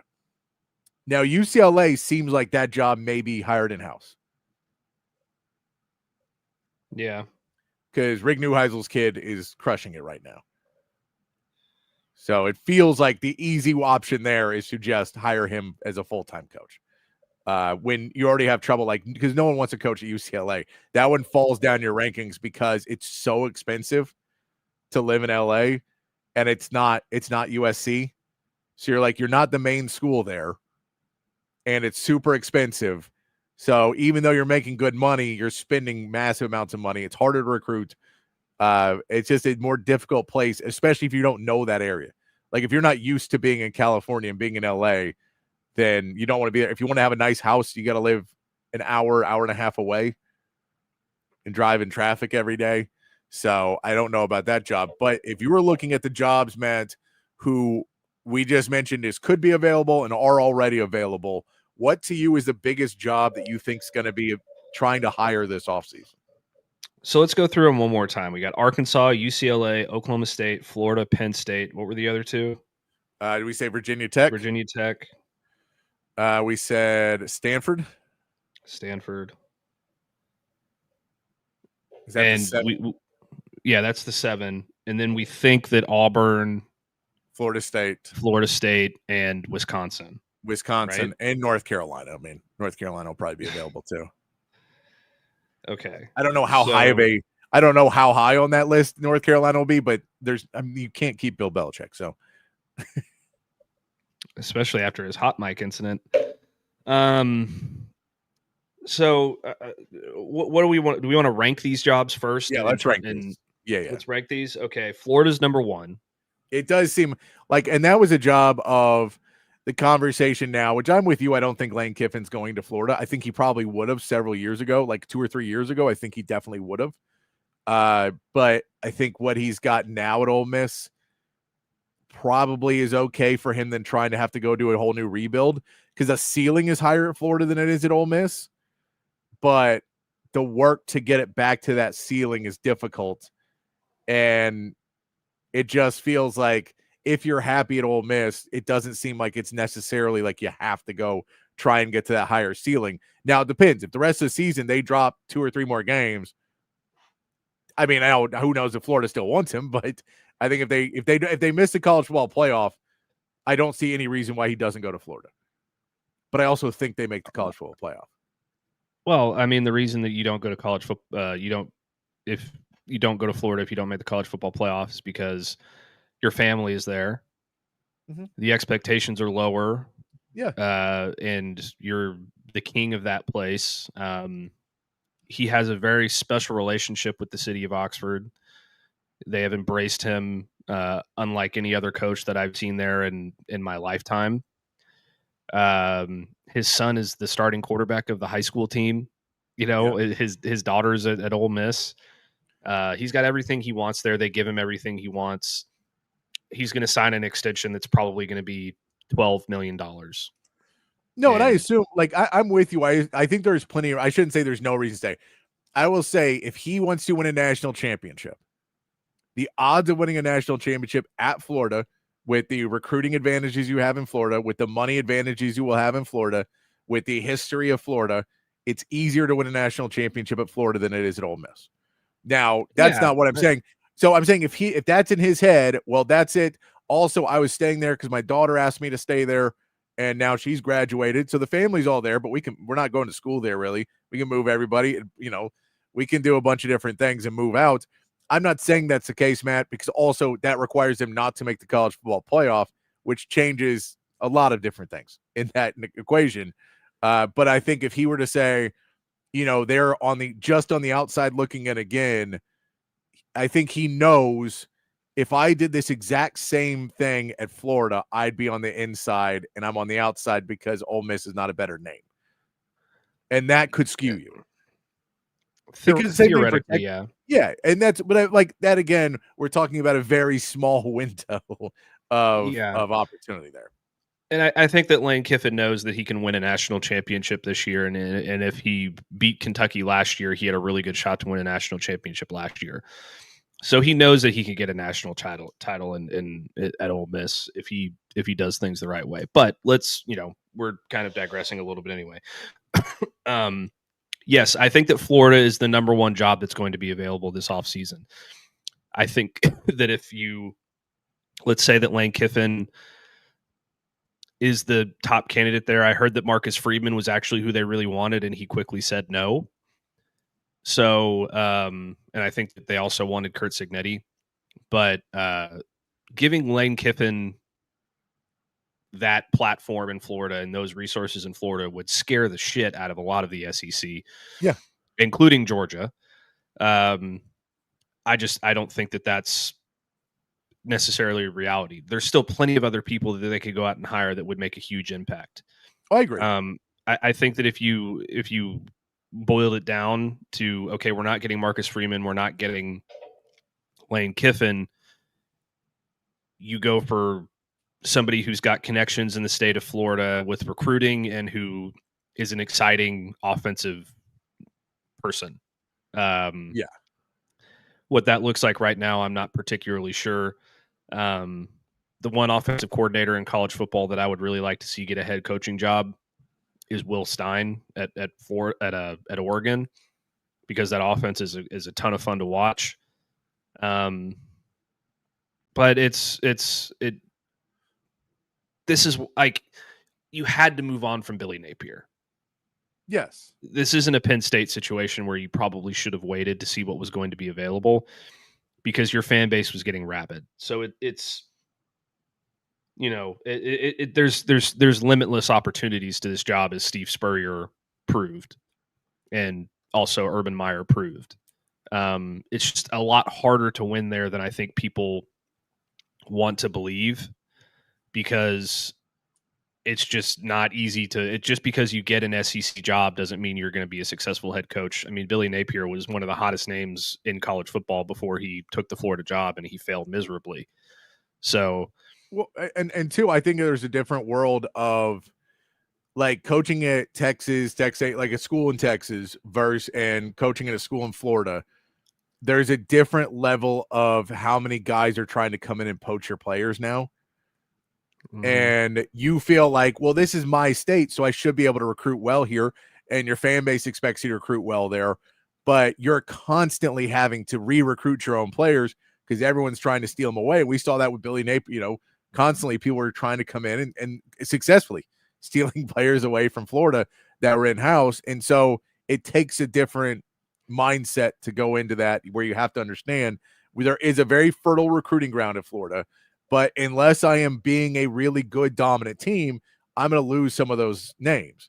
And so I have to be able to be at two places at once a lot of times. So it is difficult. I still think it is clearly the best job available right now. I don't know if there's going to be any better job to open up, because who else has won national championships that recently that will be opening, have a job opening? I don't think there's going to be anybody right now that looks like they're going to be there, unless someone completely screws up completely soon. But then the question becomes, so if Florida is number one, is Penn State number two, or is Auburn above it? Is Florida State above it? How many schools are above Penn State as the second school in there? Because I think Auburn could probably still be in that conversation. Has won a national title recently enough. I get it's Cam Newton, but they have won one. They do have money. It's in the SEC. It's in the South. There's a lot of recruiting. Pennsylvania recruiting is not bad either, but and then versus being in Penn State and the expectations that are up there versus what you're going to have to do to rebuild that program. I don't know. And Florida State as well. You're in Florida again. All the things we talk about recruiting and all of that for Florida. Florida State has similar pieces of that. They've shown that they can play well at times. So I don't think the roster is a complete loss at Florida State. It just feels like there's some problems there still. So I don't know. Where do you like? Is Penn State the second job because it is a perennial power and an old school thing with Joe Paterno, and it feels like a blue blood school, and maybe Auburn or Florida State is just outside of that? Or where do you go with those, Matt? Yeah, I'd probably say that Penn State is the number two job that's going to be available. You're in a conference that is ripe for the taking. Like, not in terms of winning it, because I mean you got to get through Ohio State if you're going to win that conference. But there's Ohio State and there's Oregon right now, and nothing really. I mean Indiana's good this year, but how long is that going to be sustainable at a place like Indiana? I'm not sure. Regardless, if you include Indiana into that conversation, you assume that Michigan gets back to a competent level of competing year after year. USC even gets into the conversation. Like that's 5 schools that you have to compete against, or maybe 6 on a really good year. In the SEC, it's more like 12 or 13, so you have a lot of opportunity to make an impact early on. You're in a place that has a lot of NIL opportunities. The challenge is you don't have the fertile recruiting grounds that you have in the SEC as your pipeline. So it's a lot harder to go into a place like Florida or Texas or Georgia to find recruits. So what you have to do is you have to go into places like Ohio, which Michigan and obviously Ohio State are recruiting very, very heavily. And that's not going to be an easy battle to win. So that's kind of what separates it, in my opinion, from the Florida job. But it's also, I think you have more of an opportunity there than you do at a place like Florida State, because after Jimbo Fisher in 2013 at Florida State, it's really been kind of a crapshoot at that place. Yeah. They had the one good year with Norvell, been kind of a mess ever since. It's real. For whatever reason, it's been really, really hard to win there. I'm not exactly sure what's gone on. Maybe they've just hired the wrong guys, kind of like Texas did twice in a row. But the potential for it is certainly there. Auburn is, I think, of this group, probably the most overrated job of them, because you're competing in your own state with Alabama, which is extremely tough. And there's just not a lot of historical success there. Like they had the team that went undefeated in the early 2000s or whatever, in like 03 or I think it was, and they had the Cam Newton national title. But year in and year out, I think it's a lot harder to win there than a lot of other places in the SEC that are perceived as being behind that job, like Ole Miss or so just any of these other upper echelon SEC jobs that aren't like Kentucky, Arkansas, and something like that. So it's a good job. It's a really good job, but it's a lot more difficult to win in a place like that than it is to win in a place like Tallahassee if everything is going right, because there's just again, you're at Florida State, you're in the ACC. So you've got Clemson and Miami, and occasionally you'll have Duke pop up and be annoying, or you'll have Georgia Tech now. Georgia Tech be annoying this year, or something like that. But you're never going to have a situation where you're battling with 12 teams to see who reigns supreme. So outside of the top, echelon jobs in the SEC, I really don't think that those jobs hold as much water as you might think, because it's a lot more difficult of an uphill climb to be successful. No, I get it. And that's why Hugh Freeze has failed. And we I know the transfer portal now kind of changes this a little bit, but if you look at those, top 4 teams in terms of talent on the team right now, that if you were to say, I can kind of keep a lot of this roster and then build off of it, which one do you think right now has the best roster that you were able to walk in as a coach and go, if I can keep 90% of these guys, I have a decent shot to win? It was just coaching. I think Florida's up there. They have a ton of talent. And you could feel pretty good. I don't know how you feel about DJ Lagway now, but I think you probably still look at him and say there's talent there. We feel good about having him on a roster. I think Auburn has a ton of talent and just an inept head coach offensively who hasn't been able to get a quarterback in there. They got the wide receivers. They've got their pieces. I think if you put a real quarterback back there, they could be pretty good. Florida State is kind of who we don't know. I mean, they looked really good to start the season, but I don't know where their talent level is. And Penn State, I mean, we thought that team had a ton of talent, and it turns out they're kind of running short after sending some guys to the NFL last year. How do you rank them in just those top 4 schools in terms of talent on the talent still on the team? Well, Mike Elko said that Florida was the most talented team they had played up until that point this season. And a lot of people laughed at that comment, but I think it's true. There's talent at almost every position, especially young talent like Dallas Wilson. I mean, what coach doesn't want to have that guy on his roster right now? That defense is extremely talented, and it's deep. There's talented running backs, and people forget they also have another true freshman wide receiver, Vernell Brown, who's awesome. Yep. and I look at DJ Lagway a lot of the same way that I look at Arch Manning. Like, he's just a young dude who's learning on the job. And once things click for him and he gets protected well enough and the play calling is right and, all that, then he's going to be really, really freaking good. So that is the job that I would look at. And that's another reason why I think it's the number one job, is because if you can keep as much of that talent in-house as you possibly can. I mean, obviously guys are going to go to the NFL, like the guys on the offensive line that are so good and a couple of these defensive players, but that's a hell of a talented roster there. I think it would be a lot easier to win there quickly than any of these other jobs. Yeah. Penn State would be number 2 on that list for me because, I mean, they were a preseason number 1 team in the country for a lot of people. I know, and then they've lost some really layup games. They have, but the talent is obviously there. People wouldn't think that otherwise. Now, I mean, are those running backs going to be gone? Probably. I think they were held back a lot by Drew Aller. Obviously, the defense took a step back over the last couple losses. And there's, who knows what really went wrong in-house there. But I do think that there's a lot of physical talent on that roster. Yeah. Florida State, I have no earthly idea because I thought they looked freaking awesome the first couple weeks. And then they've played like Penn State the last 3 weeks. So, and a lot of their talent was new and via the transfer portal and all that stuff. So that one's kind of a mystery to me.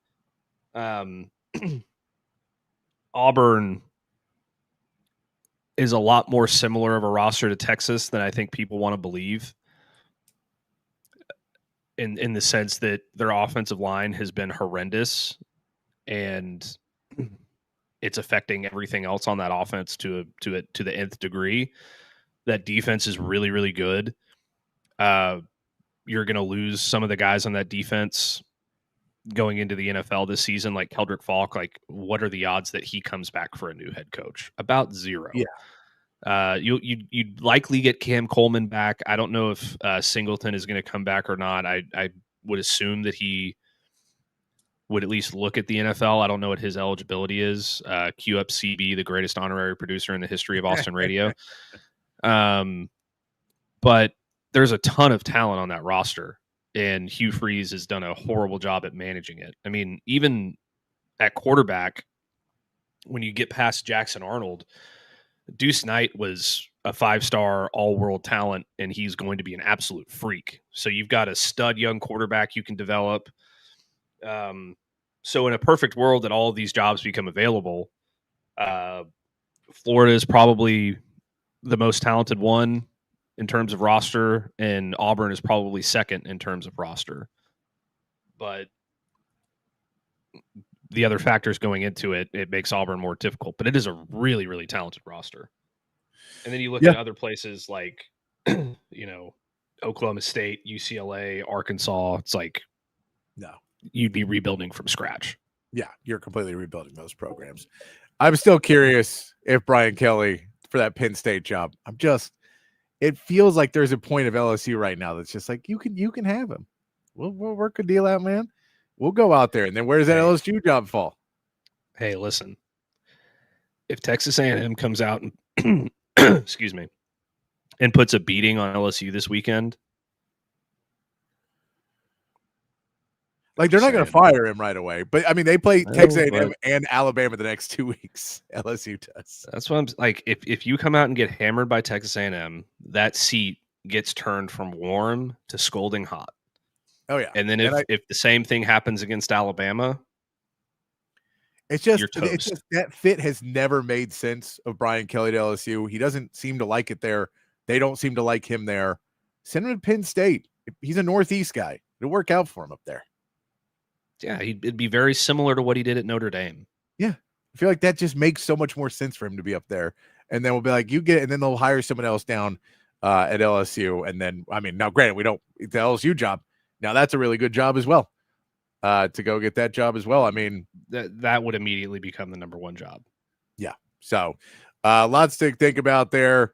As the coaching carousel continues to spin, it is curious because I don't expect the LSU job to be open unless Brian Kelly reads the writing on the wall. But even then, if you're Penn State, do you really want like a 4-loss Brian Kelly from LSU? Is that your big hire? Yeah, that may be your. I think he may still go to the coordinator at that point and try and sell that and try and find somebody who's doing really well. Might make more sense at that point, but we'll figure it out, and they will figure it out. But we're going to take our first break. When we come back, Matt, we will get into our NFL power rankings, moving some things around after another week, and get into a little NFL talk, maybe a little NBA talk. If we have time at the end of the show, who knows what we'll get into, and anything else. Shout out Hair the Dog. I do not expect Andrew Luck to be the head football coach at Stanford. I do not expect him to go with a guy with zero coaching experience. Because basically if he goes through everything, all the coaching search and everything else, and after a season where they brought him in to help get the program where they wanted, and he said to fire a guy and then can't find a new coach, so he says, I just do it. That's a pretty big red flag to not hire that guy. Because he couldn't do the one job you asked him to do. So I would say, don't do that. Maybe Lincoln Riley gets fired, and you can hire Lincoln Riley, keep him on the West Coast. Oh, if Lincoln Riley gets fired, he's got to go NFL, right? I would assume he'd go like the Sark route or whatever to be a coordinator somewhere and then try and wash all that off and come back. Yes, I would too. I think he'd just go like replace Chip Kelly in Vegas. There you go. I think that would make more sense for me. Maybe go up and replace Cliff Kingsbury up there in Washington. I think they're going to be fine. I don't know, man. They're terrible, man. Terrible. We're going to take our break. When we come back, we'll get to our NFL power rankings and continue on the show here on a Wednesday edition of Open Gym here on Texas Sports Unfiltered. At Sleep Cycle Center, we can treat your sleep apnea in various ways. My story starts 15 years ago with the loss of my father to undiagnosed untreated sleep apnea. And this is a very preventable disease, and treatment options are various. Millions of people across America have sleep apnea, and they fail to realize the early warning signs. Fatigue, daytime sleepiness, and snoring are the most common signs. We'll find the best solution using advanced technology, oral and epigenetic appliances, or CPAP. We offer weight loss, oral surgery, and laser treatments. Schedule your appointment today and get your sleep evaluation.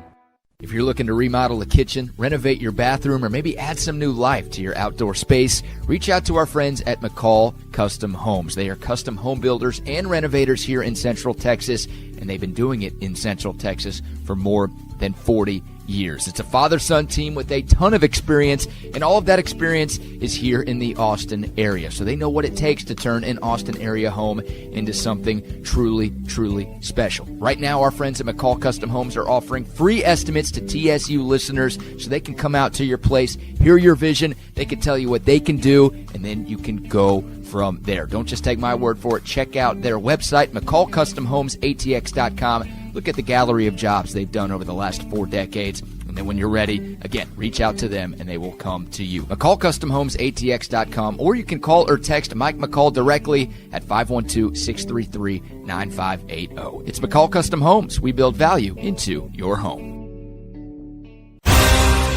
Field goal, end zone, interception. What's up, kid? Just trying to write a new commercial for audiovisual consultations. You know, football season is about to start. Okay, so what have you got so far? Roses are red, violets are blue, football is awesome, our installations are too. Yeah, I don't think you're getting what I want. Okay, how about my football lies over the ocean? Boy.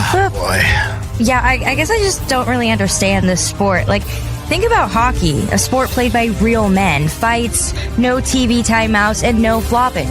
Yeah, that's why Audiovisual installs systems so that every customer feels like they're right there on the field. People's love for football might be hard to understand, but ABC can tackle any residential or home improvement to get you ready for the big game. Now you're getting it. Ready for the halftime show? What? Hug your kids, laugh with strangers, and make love to whoever the hell you want. Just call us at 255-8678. That's 512-255-8678. Back here on Open Gym on Texas Sports Unfiltered. Myself, Patrick Davis, alongside Matt Galatzan of Texas Longhorns on SI. And, of course, you, the third member of Open Gym. Text line's open, 222-9328. And on the chat, Facebook, Twitch, X, and on YouTube. Lincoln Riley says, Hair the Dog says, Lincoln Riley, the world's most expensive fool's gold. Lincoln Riley's, he's one of those guys, heck of a coach to a certain degree, but it feels like his own stubbornness to not evolve with the game and his own stubbornness and his own success has gone back to him, maybe a little bit like some other coaches we know, but his own stubbornness, the fact that he was able to have like the Heisman Trophy winners in a row at Oklahoma feels like now he has, or at least he did. I don't know if he still does. He did have a push where he just believed, any quarterback I get, I can turn into that. And maybe now he's realizing that is no longer the case and he's got to change up what he does. But yeah, Rodney, that's what I was alluding to. There is a little bit of that stubbornness in Sark. I think he's evolved a lot, but then every once in a while we see the Kentucky game. We're like, why are you being stubborn? Why are you being stubborn? Just run what we were doing that worked. Stop being stubborn. Can we not compare Sark to Lincoln Riley? I can compare them. They're both head coaches in college football. You know what Look, Oklahoma is a lot easier to win at than USC. Especially when they're in the Big 12. Especially when it was in the Big 12, yes. So that's more of an indictment, I think, on Brent Venables than anybody else. It's an indictment on all of them. Anybody who chooses to coach at Oklahoma, something must be wrong with them. Something must be wrong. Choosing to live in Oklahoma? Mac Brown coached at Oklahoma. I know. Then he got better. He went through a rehabilitation phase. Yes, he went to a rehabilitation phase. Matt, it is hour 2 of the show on a Wednesday, and that means it's time to get into our NFL power rankings this week, rejudging some of our pieces as we start to look at the NFL season and who we believe could be taking a step up, taking a step down. There's our rankings from last week right there. Right now we have our tier 1 is Tampa Bay, Buffalo, and Detroit. We saw that Tampa Bay over the weekend had a close game against the Lions on Monday Night Football that got out of hand, and the Lions win that 24-9. Tampa Bay takes their second loss of the season. The Buffalo Bills were on a bye week, correct? Am I correct that Buffalo was on a bye week this week? You are correct. So they did not play, and the Lions, of course, beat the Bucs. So both those teams there in tier 1 still believe they could both be tier 1 teams. We do see the Colts get another big win, 38-24 over the Indy Colts. The Eagles play their best offensive game of the year and finally start to look like something, 28-10 against a good defensive team in the Vikings. We know that the Rams are still a team to compete with, 35-7 and win over the Jags, who are now starting to see a little bit of their flaws. Chargers, of course, we already mentioned, lost to the Colts. Green Bay comes back this week from their bye week and gets a 27-23 win over the Cardinals, who the Cardinals cannot get it together. 2-5 are the Cardinals. Seahawks, a big win over the Texans, and the Commanders, a disappointing loss to the Cowboys. Those are your top 10 teams right there, Matt. What do you like in your tier 1 after seeing what we saw in the NFL this weekend? Are we going to do it, Patrick? Are we going to do what? Are we putting? What are you trying to put up there? Are the Colts number 1? I can't do it. I cannot put them at number 1. I just can't do it. How about number 2? They may be number 2. They're playing such good football. They're just then let's put the Lions at number 1 because they beat the number 1 team. All right. And then either the Bills or the Colts at number 2. I would say I'd put the Bills at 2 still. I still like that team, even though they're on a losing streak. They had a bye week. I'm not going to move them down. But I'll put the Colts at 3 and the Bucs at 4. Do we like that? Yeah. And I think that closes out tier 1. Danny Dimes. It's not Danny Dimes anymore, Hair the Dog. It's Indiana Jones. You got to go with the new nickname. You got to go with the new nickname. It's a new guy. He gets a new nickname. Easy. All right. Dr. Jones. So that, Lions, Bills, Colts, and Bucks in that tier 1. Then we get into tier 2, and it does feel like there's some teams that are fighting upward in that tier 2, which is the Rams, Seahawks, and the Eagles are still there. They get a win. I don't like it. They still, I don't trust this team to be any good this season, but they're still winning games, and they have so much talent on that roster. It's hard not to have them there. The Rams looked really good this week, and the Seahawks once again look good. And I get the Texans offense just looks garbage, but part of that is Sam Darnold and the Seahawks have just looked really, really good. Yeah, they have. I think you could probably move the Chiefs up a little bit too from tier 3. I believe in that as well. The Broncos, I think, should get a lot of credit for the comeback that they had. They should, but they also should not have been down as much as they were to the Giants. That's true. I think the Giants are a lot better than people want to. I get that. The NFL is like every game, these teams are both probably have some talent. Jackson Dart's playing well. Cam Scadabo's playing well. And the Giants are just getting it together a little bit more. But again, you shouldn't have to have these huge comebacks where you don't score for 3 quarters. So I'm not going to give them a ton of credit because they pulled off a big heroic fourth quarter upset. But I understand where you're coming with that as well. Your Pittsburgh Steelers also lost on Thursday Night Football because Thursday Night Football is drunk, so they don't get to move up this week into that upper tier. You hate to see it. All right, but what do you like to start off tier 2, Matt? Probably the Eagles, number 5. Yeah. So they stay put, but they're the top team in tier 2. I still like the Rams at number 6. I do as well. Stafford looked vintage this past week, throwing 5 touchdown passes. I started him in fantasy football, and it was awesome. If you would have told me when Matt Stafford was on the Lions that and Russell Wilson is on the Seahawks, and you go in like 6 years, one of them will be a first ballot Hall of Famer, and one of them is going to be on the verge of getting in. You'd be like, well, of course, it's Russell Wilson's first ballot Hall of Famer. And Matt Stafford's like, his numbers were so good, he may get in. And now you're like, no. Matt Stafford, first ballot Hall of Famer now. And Russell Wilson's on that edge. That is a crazy turnaround between those two of which ways their careers wins. 9 is definitely a first ballot Hall of Famer. And he's always been a first ballot Hall of Famer in my heart as well. Now he just gets to. Now it's just objectively proven that he's a first ballot Hall of Famer.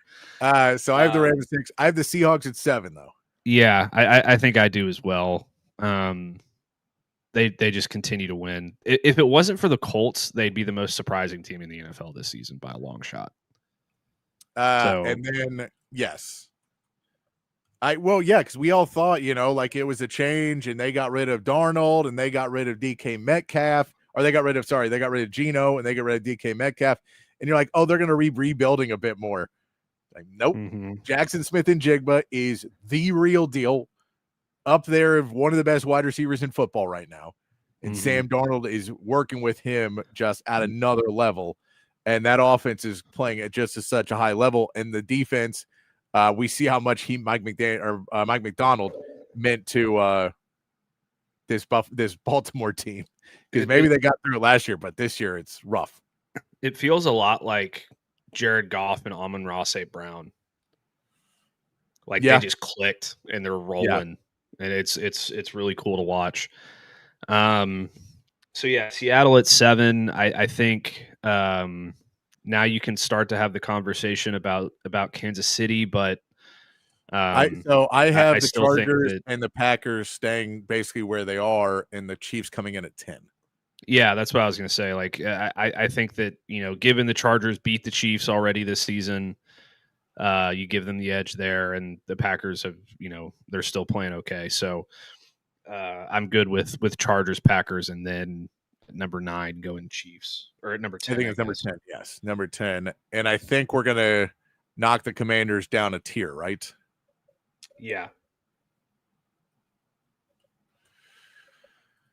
So when we start to look at tier 3, we know that the Broncos got a improbable win coming back against the Giants. The Chiefs, the Chiefs are now out of that one, so we won't say them. The Steelers lose on Thursday Night Football. The Vikings lose to the Eagles in there. The 49ers get a win over the Falcons, 5-2. It doesn't matter. You could break every single bone in that team's roster, and they'd still find a way to win 5-2. The 49ers just still being able to pull it off. Christian McCaffrey is a 200-yard game from scrimmage in that as well, and shows up. And then the Jags look like they may be going the wrong direction after getting blown out by the Rams.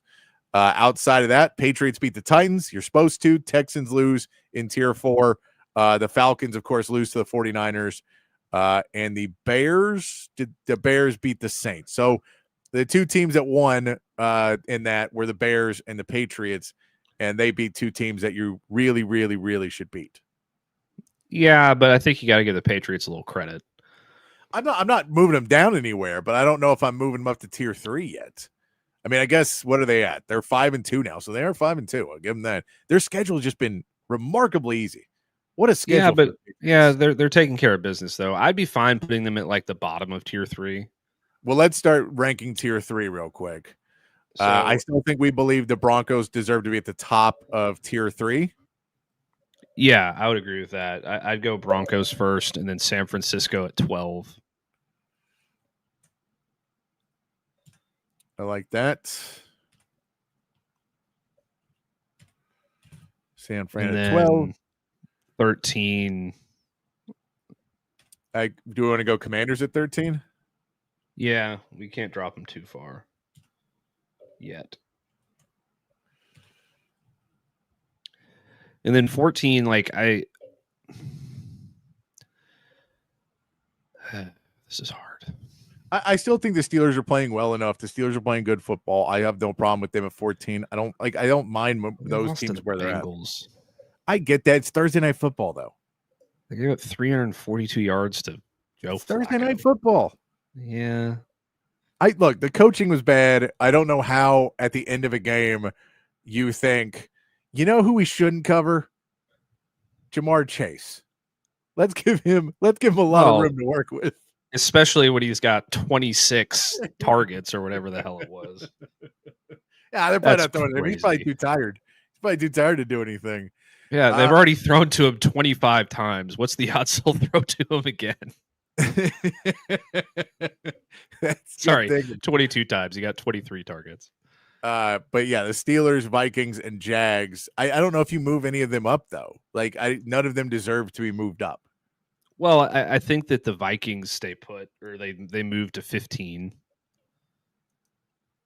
But yeah, it was fine. Let's leave the Steelers, then we'll go Vikings at 15. Jags and at then 16. I think you can. No, I think you put the Patriots above the Jags. Okay. Patriots above the Jags there at 16. And do the Jags stay in tier 3 or do they move down? I'm fine moving them down. They looked awful. And I get the game was in, where was it? Europe somewhere. Was that that was the NFL London game. Yeah. But they look really bad. And they're going the wrong direction right now. Not looking great. That rounds out tier 3 then. Broncos at 11, 49ers at 12, Commanders at 13, Steelers at 14, Vikings 15, Patriots at 16, and the Jags no Jags. The Jags are out. They are going down to tier 4. All right, tier 4, Matt. Tier 4 is the Jags, who we talked about lost to the Rams in despicable fashion. The Texans, who's lost to the Seahawks in despicable fashion. The Falcons, who lost to the 49ers in despicable fashion. And the Bears beat the Chicago Saints. Bears. And the Bears beat the Saints. Where we go. Our other teams in there. The Panthers get a 13-6 win over the Jets. You're supposed to. Cowboys, 44-22 win of the Commanders. There they are, and the Cardinals losing. So that is our Fool's tier gold. 5 teams. Fool's gold, he says. Fool's gold. Does anybody move up into tier 4 or does anybody move down into tier 5, Matt? Okay, so here's my conversation for moving the Cowboys up to tier 4. Okay. What do we call what's the tier 4? Okay, so we're looking at like tier 1 is basically your Super Bowl favorites right now, the teams that you believe should be able to compete for their conference, for the teams that we believe are at the top of the game right now. Tier 2 is teams that should be easy playoff teams, have the potential to step up and take that next step and compete to try and win a Super Bowl. They're all possibly 10 teams that if you told me right now any of those 10 teams won the Super Bowl, it wouldn't blow me out of the water. Tier 3 is teams that are hoping and expecting to make the playoffs. Not to make a big splash in the playoffs, but tier 3 is make the playoffs.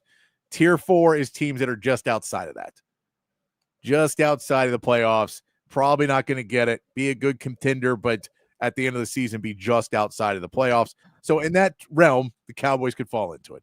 Okay. So, yes, that's part of it. I think that they're going to be just outside the playoffs, and they're going to continue to win one week and then disappoint the next week, and then it's going to go on and on until they miss the playoffs by like a game or two. So I think that is one thing. I think the other thing is that Matt Eberflus figured out something with this defense last week, which he changed. He went from playing zone almost exclusively like 87% of the time to playing man and blitzing like 50% of the time or something like he played man half the game and he blitzed like 30 or something percent of the time. So he figured out he needed to evolve and change, and he did, and it made a difference.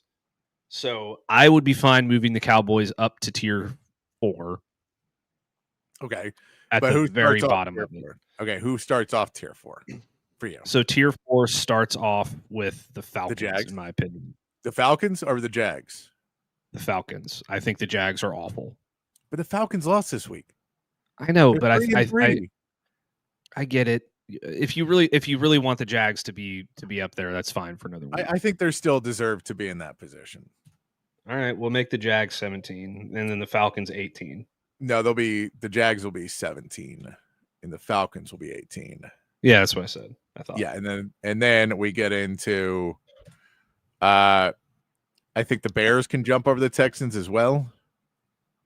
Yeah, and then the Cowboys at 20, and then you drop the Texans to tier 5, or you just make them tier 4, team 21. Yeah, let's say it's Cowboys at 20. Oh man. Because I think if the Texans and the Cowboys played tomorrow, the Cowboys would win.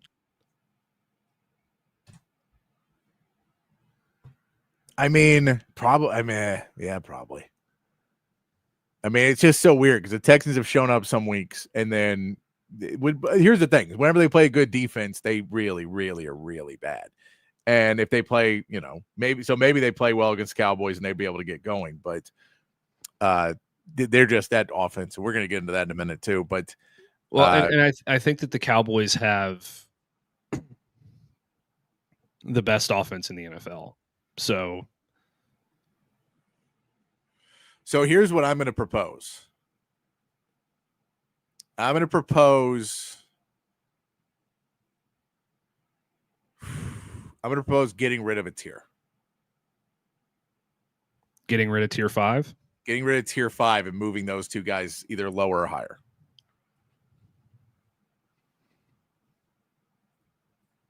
Moving. So I would say the Texans are at 21, the Panthers are at 22, and the Cardinals drop to tier 5, or they stay basically in tier 5, but tier 5 merges with tier 6, and then tier 7. Okay. So we get rid of, because we're getting the too tight of tiers here in that little period right there. So you're going at 22, you're going Panthers. And at 23, you're going. So at 23, we'll start tier 5 now.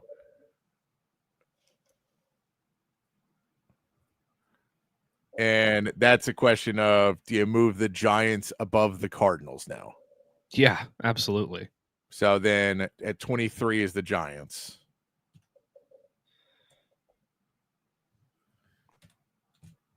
And then the Cardinals. And then the Cardinals. And the Ravens will move back up, I think, once Lamar Jackson comes back. I know he was practicing some today, but until he comes back, they're going to be very low on my power rankings. Yeah. And then 26 is still The I think Raiders. you could have the conversation of switching the Bengals and the Raiders, but I think you have the conversation of moving the Raiders down to tier 7. Because I'd be okay with that, actually. They're just been really, really bad and may fall out where I thought they were going to be at a different level. But yeah, they lose our new tier 6. Yes. Yes, our new tier 6. So we're going to drop them down there. Can we have a tier 8?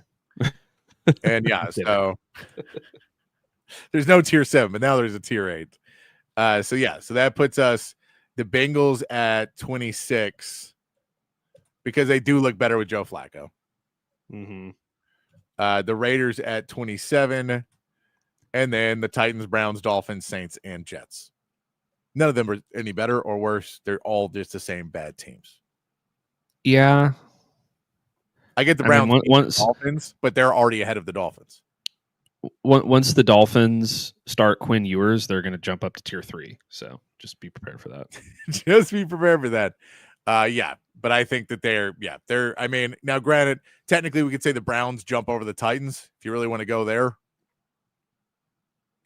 Yeah, sure. Let's do it. Let's do that. We'll jump them up over.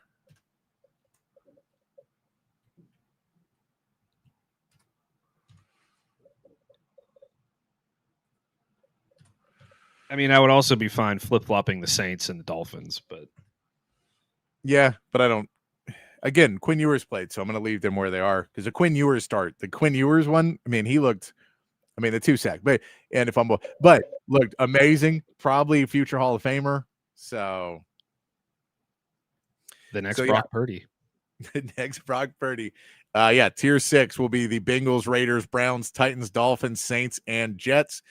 Eliminated from our general consciousness. That's a good name 7. For the tier. That is we're now tier 6. Now tier 6. You guys all moved up a tier just by doing nothing. You stayed still and the world revolved around you, and it got you. So there's our new power rankings. I'll get those put out either today or tomorrow as we continue to build on those. Our week 8 power rankings now with the Lions atop, then the Bills, and then the Colts. I don't know how to feel about that, Matt. I don't know how to feel about that. You feel good about it, Patrick. You feel good about it.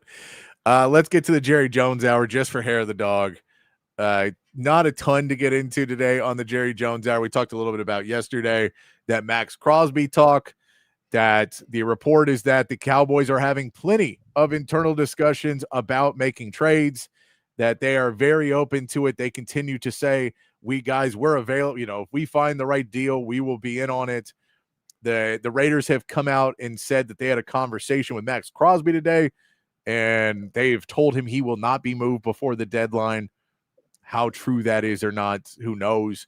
I believe my guess would be, well, we talked to the Cowboys and they told us what they thought you were worth, so there's no point in trading you. You are more valuable to us than you are to us in the trade market, where Micah Parsons became valuable enough in the trade market to the Cowboys, at least, to make that trade.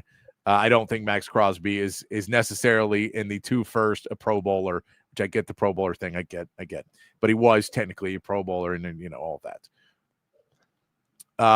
So I think that one seems out, but they're still saying, Matt, there's a possibility the Cowboys could be working. The Cowboys could be trying to pull something off.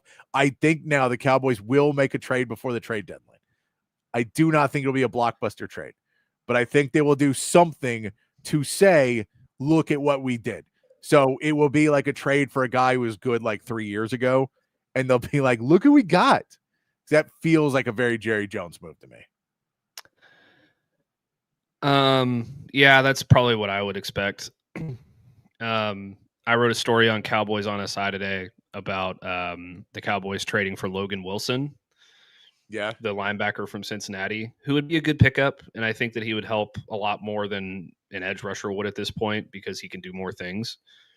But you're gonna see him spend a 5th round or a 6th round pick or something like that on a player who doesn't command a high price and who more than likely is going to have a contract that he's either up at the end of this year or up at the end of next year that they don't have to make a big financial commitment to. Because I do think that they're going to end up re-signing George Pickens, so they're going to want to, prioritize money for that. So they're not going to trade for somebody who has a big remaining contract or is worth a ton of money like a Max Crosby. So somebody like Logan Wilson makes sense. And I think that'd be a good move. It also could end up being a redundant move. But that Marvion Overshone is returning to practice this week. That is the other big news out of the Cowboys, that Demo's coming back, and I'm sure they want to see what he looks like. And for Jerry, that's basically like making a trade mid-season. You're getting a guy back from injury. He's an all-pro type player. We love his talent. It's basically like getting a new, a whole new player it's into your defense. Like we signed a free agent out there. We got our new free agent, DeMarvion Overshone. We gave him the number. We took the number off Rowdy and gave it to him. And let Agent Zero come back. So yeah, I think that's kind of, they're going to hope that makes some sort of an impact for them. But I could see them making some sort of a deal. I don't know if it would be for. I like. This is the problem with the Cowboys making a deal. What position could they not trade for on the defense or trade for on the defense where you wouldn't think it's a need? I think the only position, if they played for an interior defensive lineman, it's still a need. But you're like, when are they going to play? Because you've got Kenny Clark and you got Odigizua. So we know who like the two main guys are. Everyone else is somewhat, you can rotate them, but those two guys make enough money now that you really don't want to trade for another guy in that rotation necessarily. But at DB, sure. Go get me another DB. Go get me another safety. Go get me another linebacker. Go get me another edge. And none of those make me feel like that you'd be redundant on any of those. Yeah, I mean, I think that given the fact that you're getting Overshone back, who I'm sure Jerry doesn't even know how to pronounce his name correctly, probably do something along the lines of DeMarvalingus Overshone. No, he just gave him a regular name like he gave Michael Parsons. David Overshone. Yeah, it's Derek Overshone. Derek O. We'll just go. I think that your best bet is probably defensive back in that scenario. Because I think you desperately need help at safety, for one thing. You are getting Kalen Carson, I think, going here pretty soon. Yeah. So, yeah, I mean, I would prioritize something in the secondary because I feel like that's where you're getting torched the most, even though Moses was parting the Red Sea for Rico Dowdle a couple weeks ago. It seemed like they've fixed some of that stuff against the Commanders. So I don't know. The Cowboys are a lot like they're a lot like Texas right now, except flipped. So like they'll have a decent defensive performance and then they'll come out and they'll get absolutely skull drugged by somebody. And then they'll come back and they'll have another nice defensive performance. But something in the secondary would probably be where I would go in that scenario because your pass defense is atrocious. Yeah, they also opened the practice window for Siobhan Ravel as well. So it does feel like that's another guy that they will say, well, we drafted him and we just haven't been able to play him. Getting a 3rd round pick in the middle of the season. It's like getting a 3rd round pick in the middle of the season who's coming off a major injury and hasn't played in 2 years and has never taken a snap in the NFL. Yeah, it's just like that. It's just like getting that. You get that. I hate Jerry Jones. Looking over at the Texans after that Monday night game, D'Amico Ryans has doubled down on the fact that they have no intention to change their offensive coordinator or offensive play caller this season after you kind of had a little bit of hope that they started to look a little bit better for a couple weeks. And you were like, okay, now that D'Amico Ryans gave up the play calling on defense, maybe he's able to help enough on that side of the ball now that That's going to help them. And then Seattle completely embarrasses them. And the offensive line looks terrible again. And everything coming out of a bye week just looks like they were just as bad right before they went in. So there is definite worry. It does feel like if I'm Nick Caserio, well, I guess the ownership doesn't know anything and they're not going to do anything, but and Nick Caserio also may be an idiot about this too. It feels like somebody in this organization has to step in and go, guys, I get it. I don't want to overstep my bounds. I don't want to do any of that. But if you do not hire somebody who knows what they're doing this offseason, all of you are fired. I'm done with it. I'm tired. I will fire each and every one on this staff if you guys continue to hire people to do the highest paid job they've ever done in their lives. We cannot keep doing that at every single position on the staff. Like every position is the highest thing that they've ever done in their careers. And we cannot continue to do that. I get you want to believe in things, but we need some experience on this. Somewhere in this. But everyone is doing the highest position they've ever done. I think that Patrick's dream is a lot closer to coming true than people want to realize. Mike McDaniel? I think Mike McDaniel is going to get fired in the next couple weeks. I think the Texans are going to continue to slog through the rest of the season offensively until they end up firing Nick Caley. And then they're going to hire Mike McDaniel this offseason to call plays. I don't know if that's going to happen. I wish it would, but I'm not sure that is. I think that Nick Caserio is going to do exactly what you said and say, you need to do something different because this giving guys the best opportunity they've ever had in their life is not working out for us. We're way too talented of a team to have this many ineptitudes. So we'll play this. I have another meathead, but this one is a meathead moment as well, Matt, as we get closer to the end of the show. Here's Nick Caserio asked about drafting positional needs. Basically, why the Texans maybe haven't always drafted positional needs and haven't gone after that. And this is Nick Caserio telling us why we're idiots about this.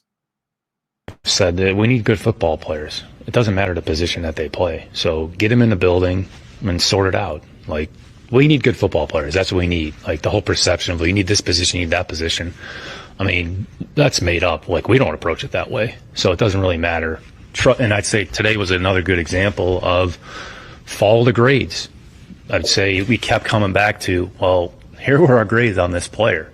Okay, well, all right. Well, if he's the best player and he has the other qualities that we covet, then we pick the player. And the competition is going to sort itself out. We're not going to control the competition. The players are. So, like, can we draft another receiver? I don't know. Sure, if he's the best player and he's graded accordingly. So it doesn't matter where they come from. So D'Amico said it. I've said it. Like, this whole concept of drafting for need, honest to God, I don't even know what it means. I mean, what does it mean? If someone could tell me that, I'd love to hear it. But we don't look at it that way. We need to keep drafting good people, good football players that are going to enhance the overall culture of our building, and we're not going to stray from that.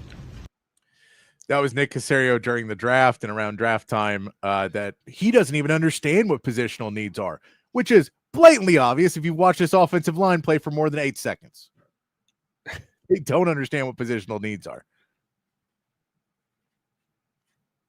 Conceptually, I get the concept. He's right. Yeah. The problem is when you have a lack of talent at a position of need and you still don't address it. Like, your board should be the best players available. Yes. But part of what makes the grades for those best players available should, at least in some way, take into account into the equation the need that you have on your football team. It shouldn't be the deciding factor. But if you have I'm just going to use round numbers. If you have a out of 10, you have a wide receiver graded 9, and you have a offensive tackle graded 9, and you need the offensive tackle, draft the offensive tackle.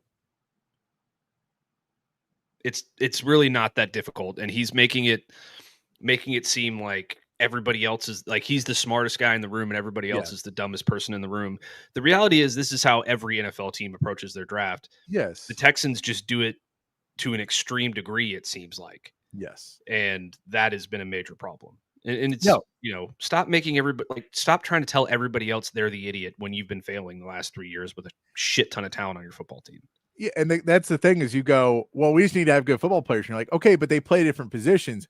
And I get fantasy football and real football are very different. But if I'm drafting my fantasy football team and I go, well, who scores the most points every week? Quarterbacks. And I just draft first 10 rounds, quarterbacks. Every round. I just draft them because they're good. They're going to score more points weekly than any other position. I will lose every fantasy football game I ever play in because I do have positional needs. And we get to the NFL, and to have that philosophy when you do clearly have positional needs and you didn't necessarily address them in the right time. Now, I think they've addressed most of them, but they just cannot figure out the offensive line. They cannot figure in this, the attitude of, I don't want to learn. Could somebody please explain it to me? Yes, your offensive line is dog shit. And if you do nothing to fix it, you will never win games in this league. That's simple. You know why the Eagles can draft for any best player available? Because they fix everything else. Yeah, that's why they can do that. When you get good everywhere else, come talk to me and we'll go, yeah, no, always draft the best player available. That makes sense. But when you are an F- at one position, I'd address it. I'd address it with more than let's trade for some other D- players and see if that fixes it. Yeah, let's go out there and let's trade for players who haven't worked out somewhere else because we think that we're better at turning bad players into good players. It is a terrible way to approach things.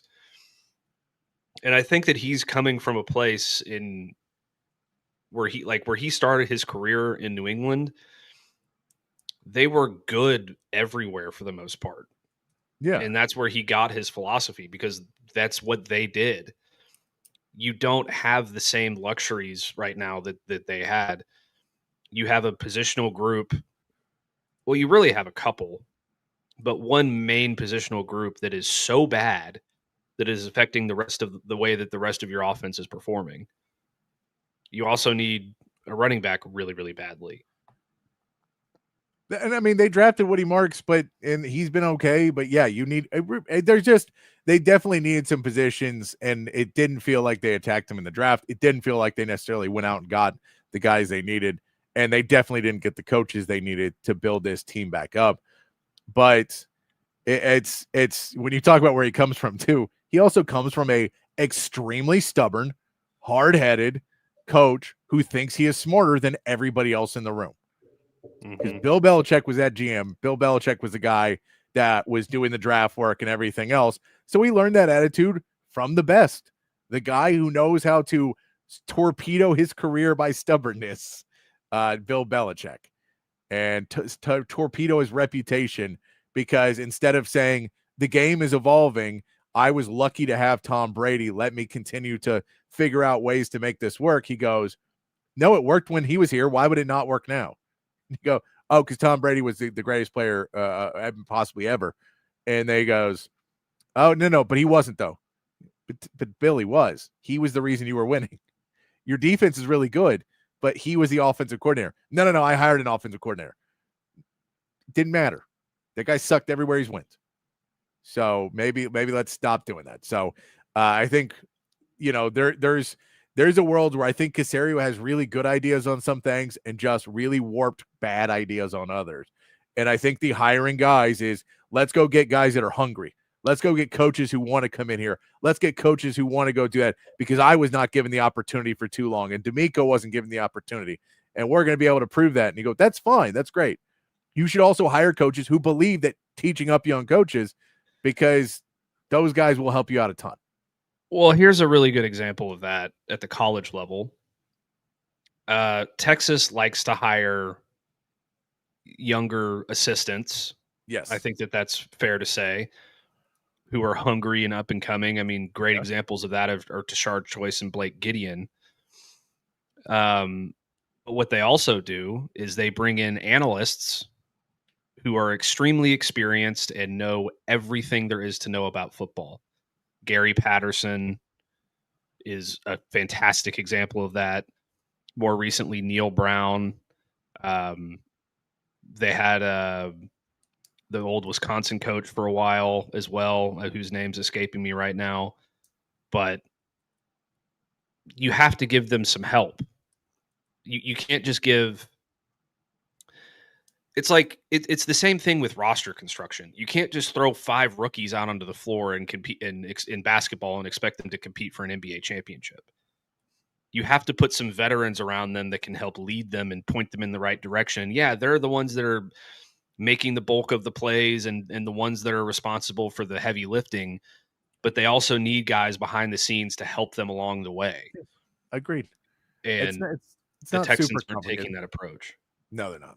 All right, we're going to take a break. We come back, get to our meathead of the day, get ready for that big Spurs-Mavs matchup happening at 8:30 tonight. Can't wait for it. So we'll get into that for our big rest of the show. Tons of time left. Get into that, break it down when we come back here on Open Gym on Texas Sports Unfiltered. Hi, I'm Hayden Covert. Welcome to Covert Buick GMC of Bee Cave, your home in the Hill Country for new and pre-owned Buick and GMC vehicles. With beautiful inventory arriving daily, including the GMC Yukon, Sierra 1500, and Buick Enclave, you'll be certain to find the perfect vehicle at an incredible deal. Our service department is also open for all your vehicle maintenance needs. Visit us today for a test drive. Covert, born and raised in Austin. We are professional grade. Altstadt Beer, the best beer that you can find all throughout the great state of Texas. Y'all know I've been a fan of Altstadt for years now, and if you try it, I think you will be too. If you've already tried it, you know exactly what I am talking about. Altstadt is brewed locally in Fredericksburg, but available all over the state of Texas.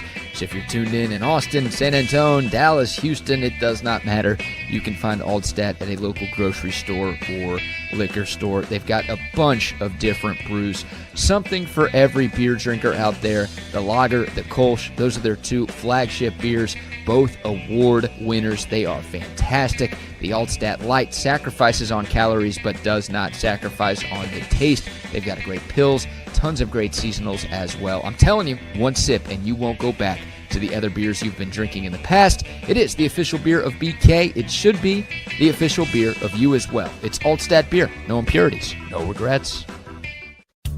Hey y'all, I'm Camille McKay. And I'm Tom McKay, owner of Audiovisual Consultations. The old man and I are here to give you your summer weather forecast. It's hot. That's right, kid. Which means it's time for pool parties, grilling burgers, and taking a beach vacation, right? Well, I don't know about a vacation, but Audiovisual brings more heat than any tropical destination. It was worth a shot. I'll settle for some outdoor speakers. You know, Audiovisual can do a lot more than that. We provide outdoor video screens, audio systems, landscape lighting, even solar shades for your patio to keep the Texas heat at bay. Well, I'm sold. Let's wrap this up. I'm ready to lounge on a floaty and listen to some smooth jazz. Well, that sounds wonderful, but some smooth reggae is the way to go this summer. Good thing we can listen to both with the Sonos sound system. I call dibs on the floaty, though. Peace out. Kid, wait a second. Give us a call at 512-255-8678 or visit us at avconsultations.com. That's 512-255-8678. Back here on Open Gym on Texas Sports Unfiltered, wrapping it up on a Wednesday afternoon. We've got big matchup tonight, Matt. Spurs and Mavs.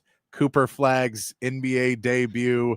Victor Wembanyama is coming back. No De'Aaron Fox yet for the Spurs on that injury report. He'll be out. I believe Sohan is out as well. But we could see the beginning of another big pick in Dylan Harper. Steph Castle making his second team. The nickname of Victor Wembanyama and Luke Cornett, French Vanilla, that connection playing in this game. Lots of fun to see. The Mavericks feel they're going to be there. D'Angelo Russell taking over the point guard role while Kyrie Irving is recovering from injury. I know you are not going to care a ton about this matchup because you were still very upset about the Luka Doncic trade. But are you excited at all that the Spurs are going to have so many young players playing basketball? Or you're just done still with the NBA? I won't be watching, but I hope that the Spurs win 127-96. Yeah, that'd be fun. I don't want to give them 96 points though. I believe we saw it like starting at 5. This was the first Inside the NBA going to be on ESPN too. So we'll see how that one turned out. The NBA on NBC, I saw a lot of positive reports about it. I honestly watched the games, but I was doing something else. I was doing it. And I turned it off at halftime, and not because I just have hated all coverage. Like I just have not been a fan of any NBA coverage recently. They said they were much better about it than others that made you love the game, as opposed to doing it where everyone else is doing it, where they're like, isn't this the worst? All those players are terrible. They were nothing like when I played. So hopefully NBA on NBC will be better. I'll have to give him a better shot next time. But did you see Kendrick Perkins' latest gaffe?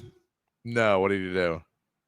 He said I think it was on the air. He said, "Who needs an ibuprofen when you can have a perk?"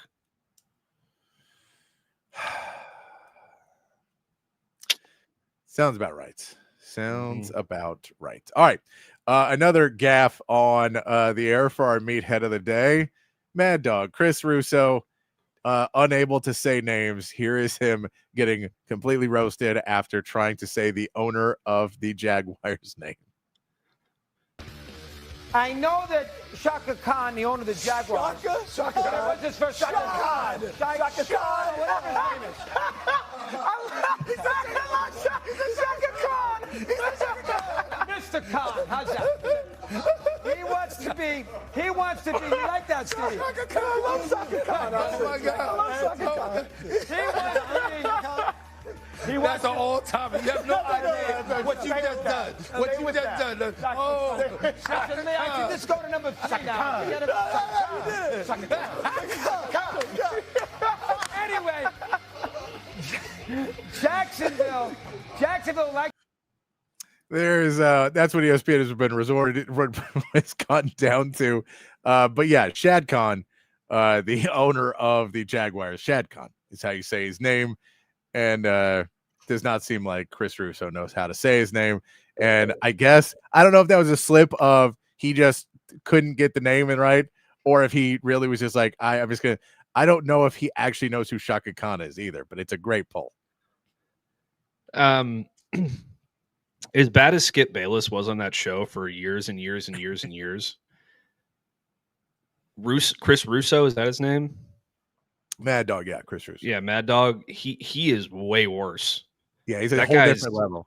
He's a whole different level of bad take, and that's saying something, man. He is awful. I think he said something like he's always like it's always something. I can't even pick one off the top of the list. It's NBA greats and all this. Like he's the worst thing that's happened to that show since Skip Bayless left, which is crazy to think. But so I'm not surprised he has no idea who the Jaguars owner is, even though that he was supposed to prep for the show before coming on the air and know who he's talking about. He's awful. And yeah, to just say Shaka Khan, great artist, great singer, Shaka Khan. Don't think that's where he was trying to go with it. And then I just do love when you say something that funny and then you're trying to stay on track and you're like, you got to take this one on the chin. I know you are not going to realize until after the show how bad you messed up, but maybe just take that one on the chin and go like, oh yeah, I screwed that one up, instead of trying to continue on. Never going to work for you. All right, we got to get out of here. We'll be back tomorrow, get into more of the Texas offense versus the Mississippi State defense, get further into it. I'm going to, Matt's going to give a full 2.5 hour breakdown of the Mavericks roster after this game and how it feels. All our predictions. We know that'll come tomorrow. But until then, be kind, be safe, keep your underwear clean, and we'll see you right back here tomorrow for more from Open Gym.